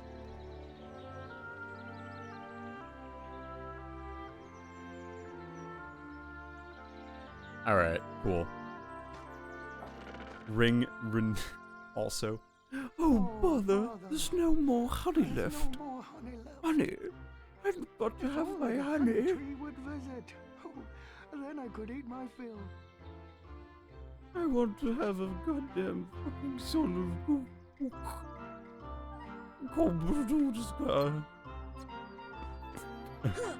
Alright, King of the Hearts. Open the door, get on the floor. Everybody open the elixirs. That didn't rhyme.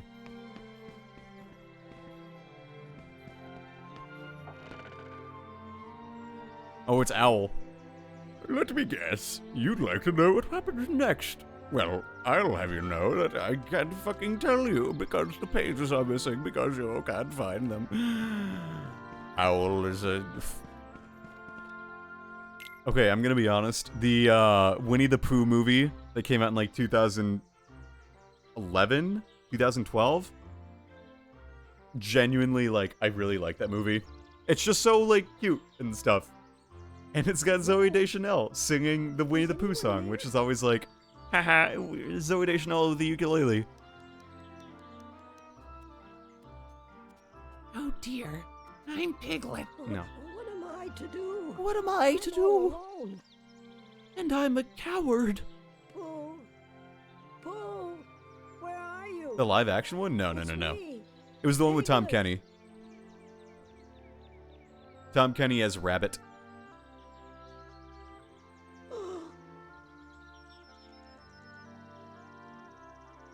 I'm going to step on you. That's what he's like.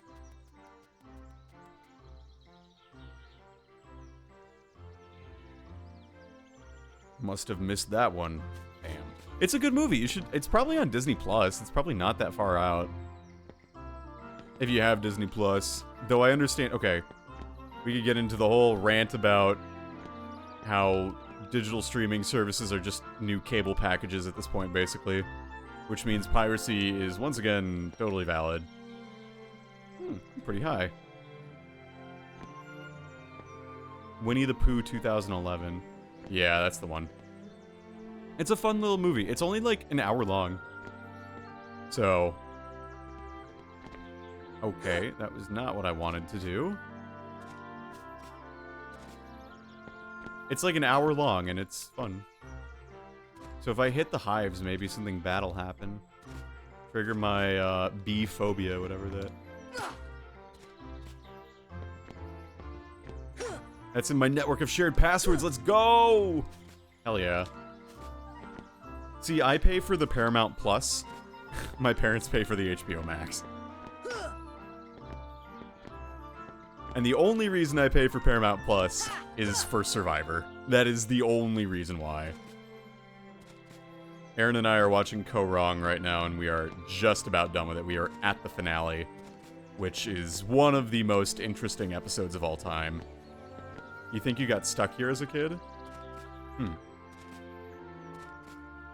I won't say more about Ko-Rong other than, it's a very interesting finale, and one of those seasons that you should watch if you're gonna get into Survivor, especially modern Survivor. I bet I have to go down this way. Nope. Okay. And I stand on the leaves. No. Willy-nilly, silly Billy, cheeky old bears, Winnie the Pooh. Winnie the Pooh is a silly fucking little bear. You think you need to talk to someone first? That's okay. His friend and Kanga and little Roo. There's Rabbit and Piglet and even Owl. But most of all, Winnie the Pooh. Kagayan's your favorite? That's not a hot take, honestly. No offense. It's a pretty standard take for a lot of people. How many seasons have you seen, Sigma? Yeah, you may need to find Piglet before he runs away. Alright, well, I guess we go back in there then. Okay, so... now we're in Merlin's place. I can finally talk about my displeasure of Survivor Cambodia. Some people really love Survivor Cambodia. I don't. I think Survivor Cambodia is a bottom tier season for... It's not a... Okay, it's a low tier season. It's not bottom tier. It's not bottom of the barrel. It's watchable, but I do not like what it made the show. And I hate that the show leaned into it. That's all I'll say. Damn it. I pressed the wrong button. Hi, pig. I probably have to come here with Winnie the Pooh. Oh well. I've not seen a single episode of Survivor, to be honest.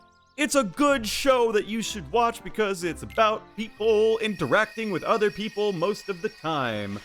And usually, the best seasons are the ones where the people's interactions with people are the driving force of a season, and not the, not sideline for stupid gimmicks. That's my opinion. No, you're supposed to find Piglet before he runs away? Okay, I'll go back. I'll go back.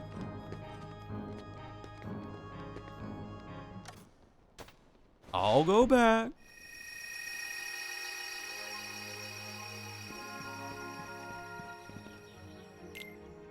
So, like, I could tell you the best episode to get hooked on Survivor. If you have the means, watch the first episode of Season 7, Survivor Pearl Islands. Just, that is it's in standard definition, so you'll have to just deal with that. If you're trying to, like, get into the whole franchise, the best episode to start with is Survivor Pearl Islands. If you don't care as much about, like, adhering to the season order as much, start with episode 1 of Kage-yan, season 28. But just know that you're doing yourself a disservice by starting there.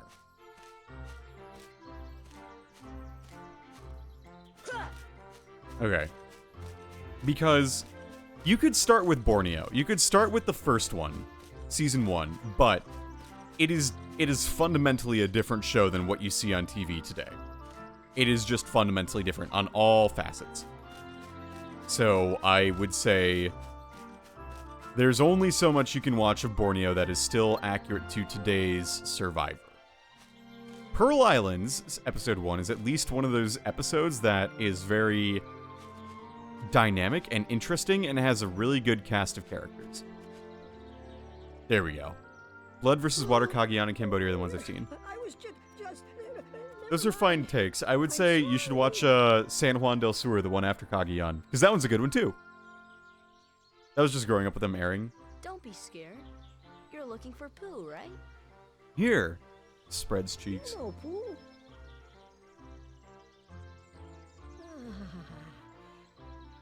Oh, you see, I have something for him. I have to take it to Pooh right away. Oh, Pooh! Yeah. So yeah. There's a couple different litmus tests about Survivor I could like talk about, but start with Pearl Islands. It's such a good season. It aired in 2003 at the height of the pirate craze in the United States. Oh, I'm so glad to see you. I thought you'd gone away. I brought what you asked for. Thank you, Piglet. Now I can finally have some honey. Really? But how? I shall hold on to the balloon and fly like a bee up the honey tree, see? But if you take their honey, won't the bees be angry? Oh. I've probably seen others watching Survivor with my twin and my mom was one of my favorite summer activities. They may have been watching Big Brother because that airs in the summer. Yeah, yes. Let's take down all these beehives. Oh, I'm Mal. Oh, hello there. Excuse me. Good day, Pooh. What are you doing? What are you doing? Using blue to get some honey? Splendid idea. I would have some point. Or winter, whichever one. Yeah. They usually, these days, they're one in the spring and one in the fall.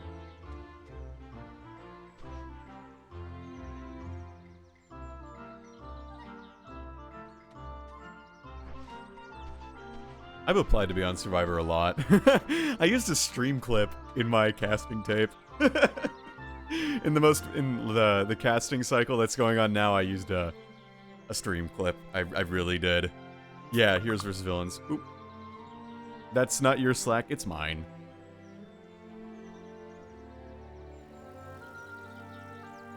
Hog on the bees to swat them away. Okay. This is a minigame. Alright, well, let's see what we can do. Yeah, Heroes vs. Villains is another fantastic season. But, in my opinion, you shouldn't watch Heroes vs. Villains until you have seen the other seasons, you know? Like, all the seasons which, like, everyone on Heroes vs. Villains is from. Ah, fuck. Come on.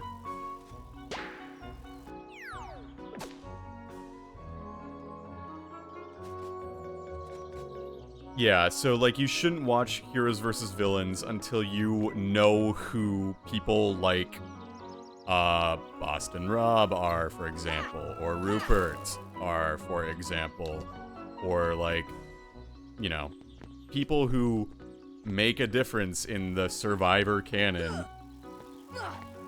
You think One Piece has a lot of episodes. Actually, I don't even know how many episodes One Piece has, but Survivor's got, like, 42 seasons with 14 episodes each, so, like, some 400 episodes, probably?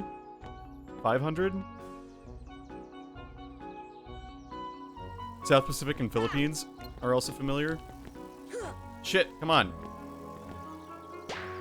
Yeah, South Pacific and Philippines. Yeah, those are two seasons too. Those are 23 and 25.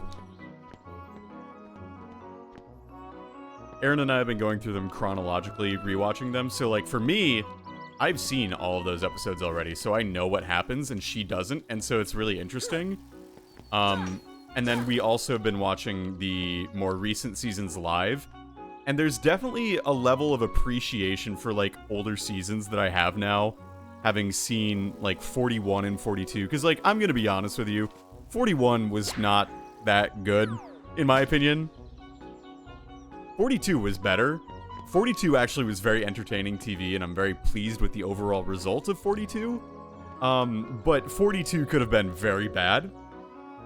And, like, nothing about modern Survivor will ever crack, like, my top 10 in the way that, like, other seasons of it, like, ones that I won't talk about, because I might do, like, that as a, tier list at one point. Might make that for content, baby! Can't spoil that content. God damn, why can I not jump up the street trunk? Yeah, so that's, like, something to consider and everything, and... So yeah, I'm not gonna spoil that, because I'll probably, honestly, like, just make something of it. God damn it.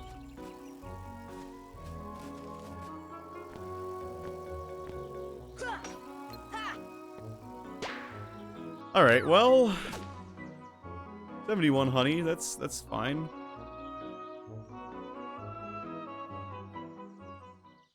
Eh, it was whatever. Oh, that was yummy in my tummy. But there is room for a bit more. I'm sorry, Pooh, I'm not good at this game. A nature spark. Cool. Alright, I'll come back here, like, more, probably. You know. As it goes. Alright. So aside from 100 Acre Wood, there's, like, a lot of new worlds to go to.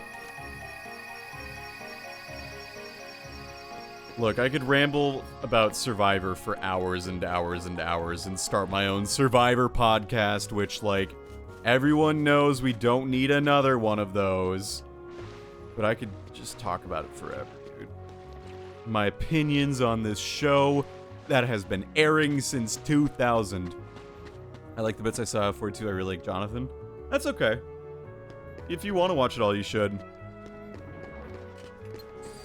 I think 42 is, like, fine, in the sense that, like, I think that they still fucked with the formula way too much.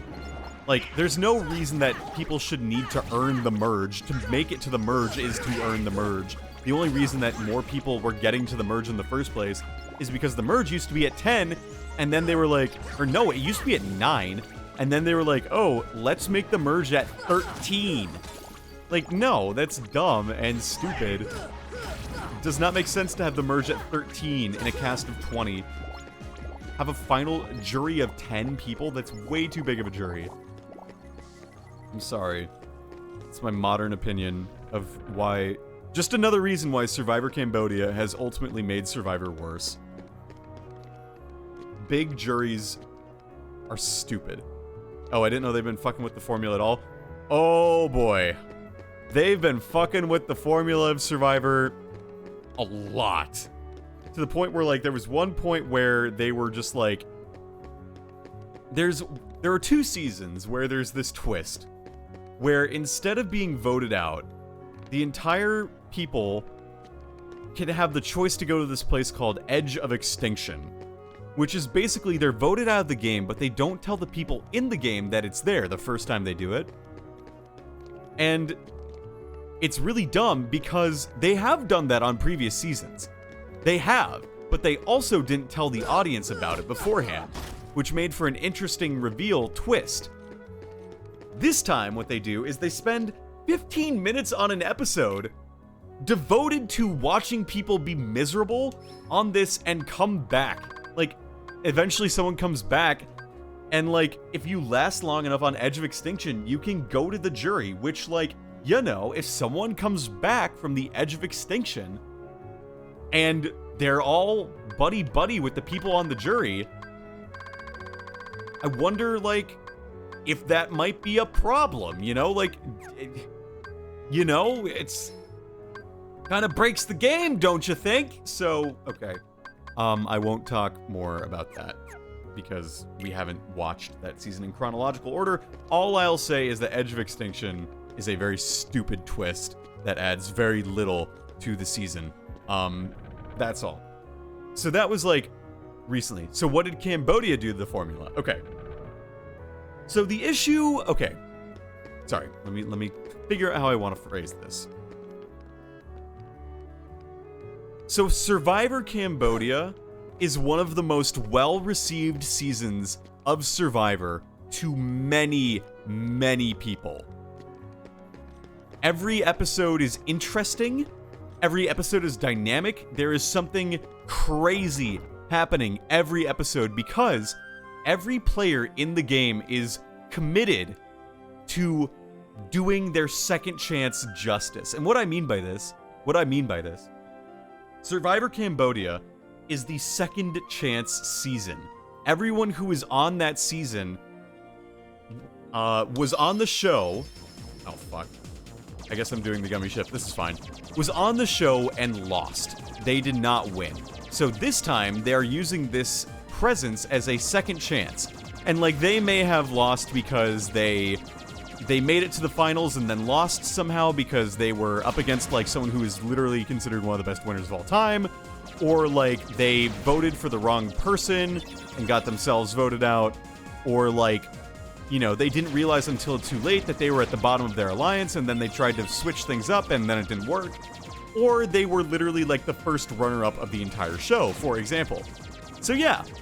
On Survivor Cambodia, the person who took second place in the first season, who had not been on this show, was back. And the reason they were brought back is because America, allegedly, voted for the cast. America voted for the people to be on who was on this season. There was a cast of, there was a group of like 32 people, 16 men, 16 women, who were all in the running, and America could vote for who they wanted to see on the show. And I had my favorites. I voted every day. I, you know, voted for who I wanted to be on. And immediately, there were some pretty big snubs from the cast. Some of my favorite characters who were, like, in contention, someone from Season 3 and someone from Season 12 didn't make it, but I really wanted them to be on it. Didn't make it over someone who, frankly, is very over... they got snubbed over castaways who... Really, I don't know why they got on that season. I don't know how they got on that season. I don't know why production ever wanted them to come back. I think that they're thoroughly uncharismatic, etc., etc. But, you know, a lot of my favorites got on that season, so I wasn't complaining that badly. Like someone we hadn't seen since Season 7, since Pearl Islands comes back, and that's really cool. Or like someone from, you know, Australian Outback comes back. 2 people from Australian Outback, Season 2, come back. And they're like, whoa, I didn't think we were ever going to get these people back. That's awesome. And again, the person from Season 1 comes back. And that's really cool. And then, they never show these people. None of these people are shown. And instead, the people who pander to the camera about their second chance get all of the screen time. Which, like, okay, fine. The main characters, the people who are pandering their second chance, okay, fine. You know, because they go deep in the game as well. And so, we see that happen, and it's like, okay, fine. The issue is that the show is not consistent in the sense that the characters who are on screen who have plot lines are only shown because they are pandering the second chance instead of having like consistent story arcs the way that other people have. And the worst part about it is that a lot of the story arcs of, oh, I have to do better with my second chance, go nowhere. Like, it's literally people making the same mistakes, and as a result, nothing of value is gained. Like, one character talks about like, oh, they need to be better at not being a leader so that they don't become a target. Guess what they fucking do all season long? And you can say, oh, it's the season's theme. The people who do their second chance the best are the ones who do well. Okay, fine, sure. And like to that extent, that's not entirely wrong. The people who like make the greatest use of their second chance, supposedly, are the ones who do really well, go very deep into the game. However, there are also people who do the exact same thing, who do the tell like, oh yeah, my second chance is seeing people as actual people and getting people to actually like me this time around. And the show keeps saying like, oh, people like me, I'm doing better. And then this person gets to the end and gets no fucking votes. And they dominate the screen time in the season. It's like, why did you show me this person if they and tell me that they have changed and grown and evolved if literally no one on the season thinks that? Like, you have lied to me, TV. You have literally lied to me. It doesn't make any sense whatsoever. And it's dumb, and it's so stupid because you could have been showing me these other people at least telling me that they don't like him. Like, at least there's that, you know? You could have undercut him somehow. It's so stupid. Sorry, so there's that, right?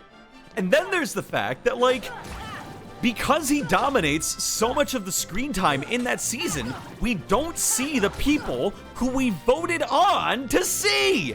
And it's really stupid. Okay, so there's that, right? So there's that. And then the producers also decide that because this is the second chance season, they're gonna make this game full of twists and things that just undercut entirely the human interaction that we come to appreciate in Survivor. And instead, they're like, oh, this idol does this idol does that. We're gonna devote an entire episode to just looking for idols. We're gonna devote an entire episode to this one twist that, like, you know, doesn't even get used. It's dumb.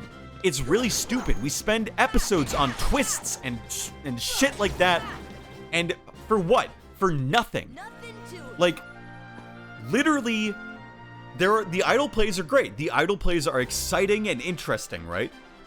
But you cannot tell me that, like, there's a tribe early on that, like, they get almost no screen time when there's a swap, and then suddenly they lose immunity and they have to go to tribal, and suddenly the entire show has to figure out a storyline for this tribe that we have never seen up until just this episode. It's ridiculous. And then they go back into darkness again. Like, we don't see, like, oh, so-and-so is, like, annoyed by this other person until this episode, and then it's the only episode where it's seen because that person then gets voted out. It's like, just give me at least a one episode buildup, please. You know, like, give me something. Anything. Anything. And they don't give it to me, and it's stupid. And then, so that's just like my issue with the editing on that season. What I hate is that sets the precedent going forward too, because they decide then that, like, oh, we are going to now spend all of our episodes devoted to talking about strategy. And this is really frustrating because I really like seasons of Survivor when they are character-driven dramas. I really enjoy when you can see someone having to debate their morals when they make a decision by swearing on their son's name, for example, and then having to back up their breaking their son's name when they betray people. I think that is really interesting TV. I don't think someone winning reward 3 times in a row each episode and having literally the same confessional about how winning rewards is a good thing for my strategy and my game because it allows me to talk to people. Someone gets that confessional 3 episodes in a row. I shit you not, and it goes nowhere. It is dumb. It is a waste of time, and it's the same person every episode for 3 episodes in a row. It's like, could you not give me anyone else's perspective? Especially because this person is in an alliance with someone who doesn't get any screen time after 1 arc! Sorry. So, there's also that. Nice. So I beat that. That's cool. And it's just like, why is this a thing? So then, Cambodia is also dumb because they're like, well, we're going to challenge our players by starting the merge at the final 13 and having a jury of 10 and have a final 3. That is a bloated jury. There is no reason the merge should be that early or the jury should be that early. And guess what they do in every preceding season that uses 20 players? They start the merge and jury at the final 13 and have a jury of 10, except for the one season where someone is removed from the game. It is dumb. It is stupid, and it starts in Cambodia, and Cambodia is one of the reasons why the show, in my opinion, is not nearly as good as what it had been in the past. And there's a season also that does Cambodia arguably worse. The only thing is that it is entirely new players, so I guess that makes it better somehow.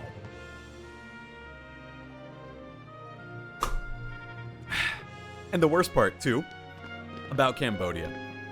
The worst part about Cambodia is that the show edits everything so that the only people getting content are the ones talking about strategy. No personal development. Everyone is a chess piece. Everyone is a single item in the game. Everyone is like, if you are not playing this game like a strategist, if you are playing with an ounce of emotion, if you are not thinking about the next big move, the next fucking thing you're adding to your resume, then you're playing the game wrong. Do you understand how fucking bad that is? Because immediately, that just removes, like, half of the cast out of contention of winning the game immediately, just based on how the show wants players to play. And that's the thing. Survivor is a TV show. It is not a game first. It is a TV show first. So the game is not fair. So you cannot expect the game to follow rules, because there's literally the thing in season 38, David vs. Goliath, which is actually an alright season, that is called the idle nullifier. No one is told about this at the start of the season, and no one knows how to play around it until the twist is revealed. So you cannot say that the game is a fair game, because it is not a fair game, okay? So stop talking to me about how you love the game, because that is just not a thing. You cannot tell me that the game is, like, the good thing, because the game is inherently unfair in the first place. So then, the show is, like, saying, okay, the only people who deserve to win this show are the ones who play the game. And, like, if you make any strategic mistakes, or if you play with an ounce of emotion, if you don't make the optimal play at every time to boost your resume, to make a big move, then you're playing the game wrong. And Cambodia is where that starts, where they have these alliance, they have these voting blocks, right? Which are, like, perpetuated by someone saying, I don't think there's a need for alliances this season. Everyone is such in flux, and, like, no one has an alliance. And that's just wrong. That is literally just wrong. And to an extent, I think the person initially saying this is trying to, like, throw heat off of their own alliance, because they are in an alliance as they say it. And it's like, okay, you cannot tell me that this person really wholeheartedly believes it. I think this person is saying it so that they can get screen time and perpetuate a new mindset, a new way. This is this is modern Survivor. It's like, It's like it's the worst fucking thing ever. I hate it so much. And the worst part is I have to go along with it. If I were ever on a season of Survivor, I have to play that way. Because otherwise I would never be able to win.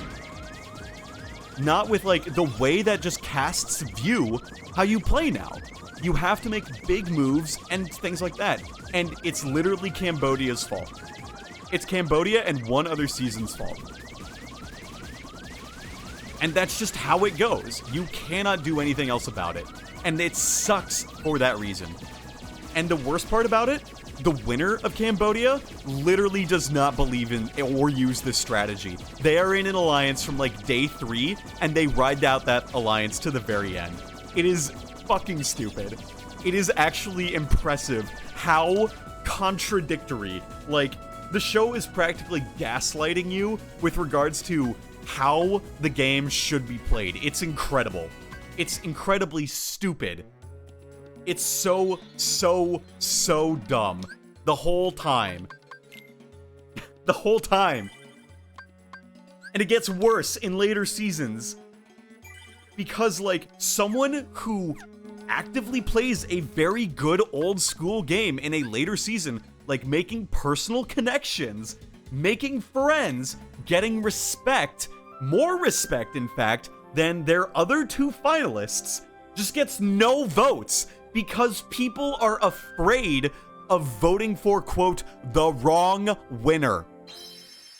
Like, there's a groupthink, and it's dumb, and it's stupid, and it starts in Cambodia.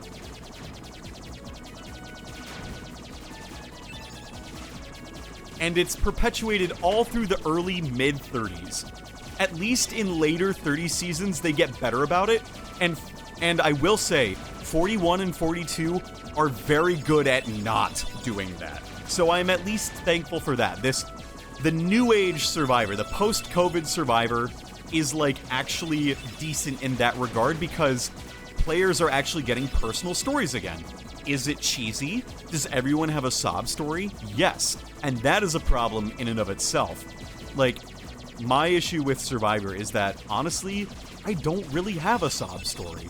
And, like, I don't really want to go on Survivor to prove anything. You know, I don't want to go on Survivor to be like, I had COVID and now I'm better and now I can prove it, you know? Or like, I lost my family member to COVID and I'm doing this now to help provide relief.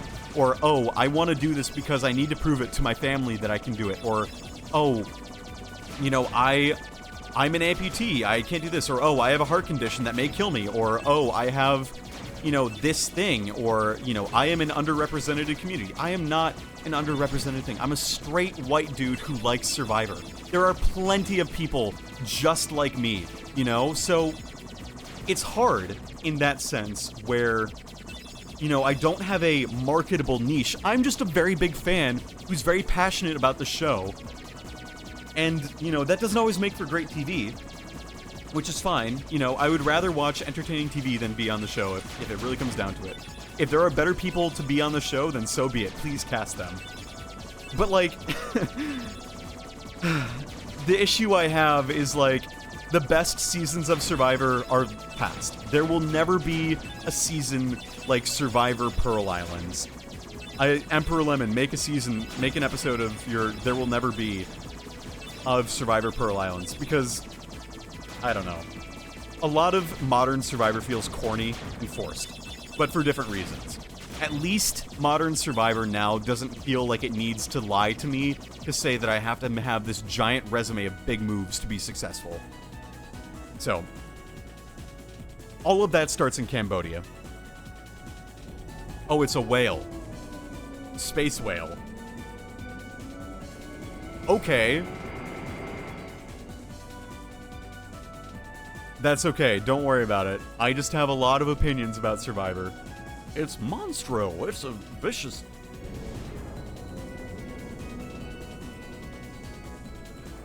So yeah, that's why I don't like Survivor Cambodia. Because it marks an evolution in the game. And yes, it does have an evolution of the game. The problem is the show decides it wants to be too meta, too true, referential, and too self-referencey. for a while, and it sucks. Anyway, that's all.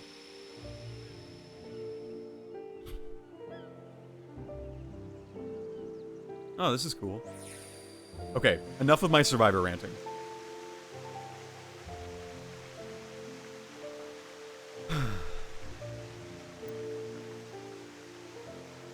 What are these two doing?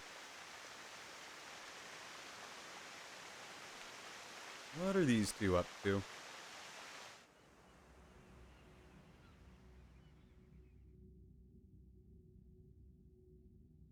That said, episode to episode, Survivor Cambodia is very entertaining. It's like an Avengers movie. It's like a Marvel movie. Just don't think about it. Because if you think about it, the more you'll not like it.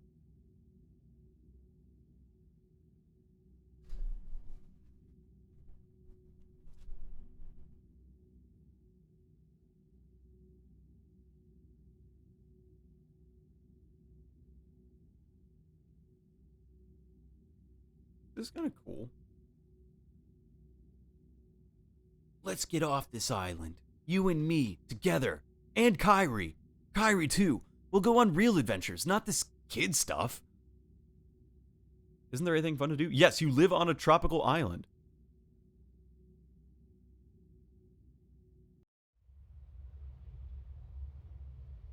Ah, now we are quite literally on the hero's journey in the belly of the whale. Are you okay? What are you guys doing? Where are we anyway?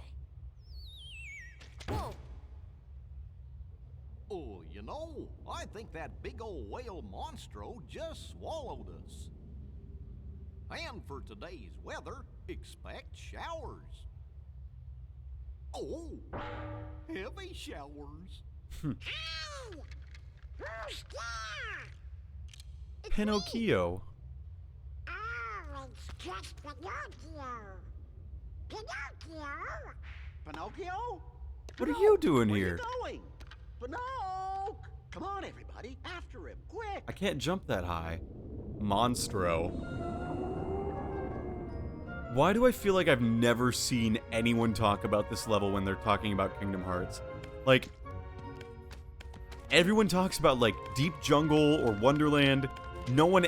I did not even know you go inside a whale? Hello?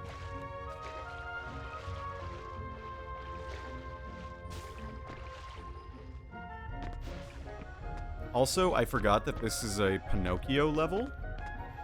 Like, this happens in Pinocchio. I have not seen Pinocchio in a while. That is what this tells me. I have not seen this in a while. That was a skippable event, so you could have seen him here. Oh, okay. Cool. Very neat. Okay. Oh, okay. What have you got there, Pinocchio? With this, we can get out of here, Father. It's a Goomy ship. With this Yeah, that's definitely gonna work, dude. It's true. So, how did you end up here, Pinocchio? And who do you think you are? Oh my, so the whale swallowed all of you too? My goodness. Goodness. Looks like it. My name is Geppetto. I'm Pinocchio's father. When we got separated, I traveled all Not gonna make that over joke. looking for him. Thank goodness we're together Thank again. goodness we all have it. What? Who was that? Pinocchio, did you run into the fucking whale? Quite well. I hope he was a good boy in my absence.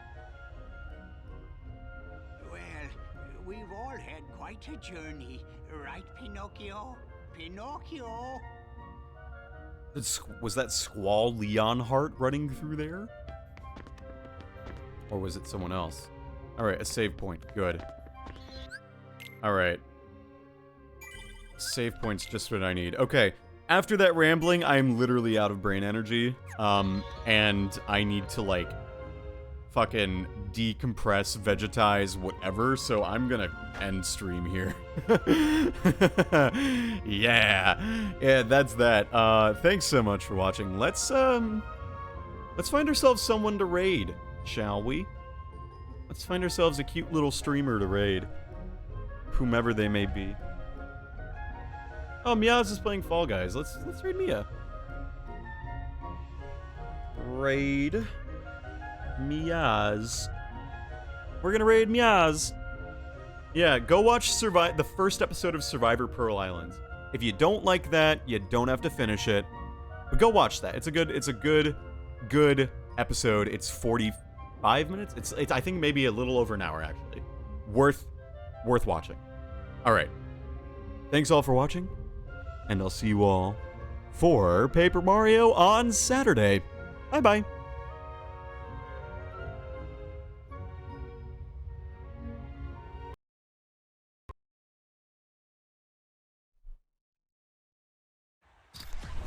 Nom, nom, nom.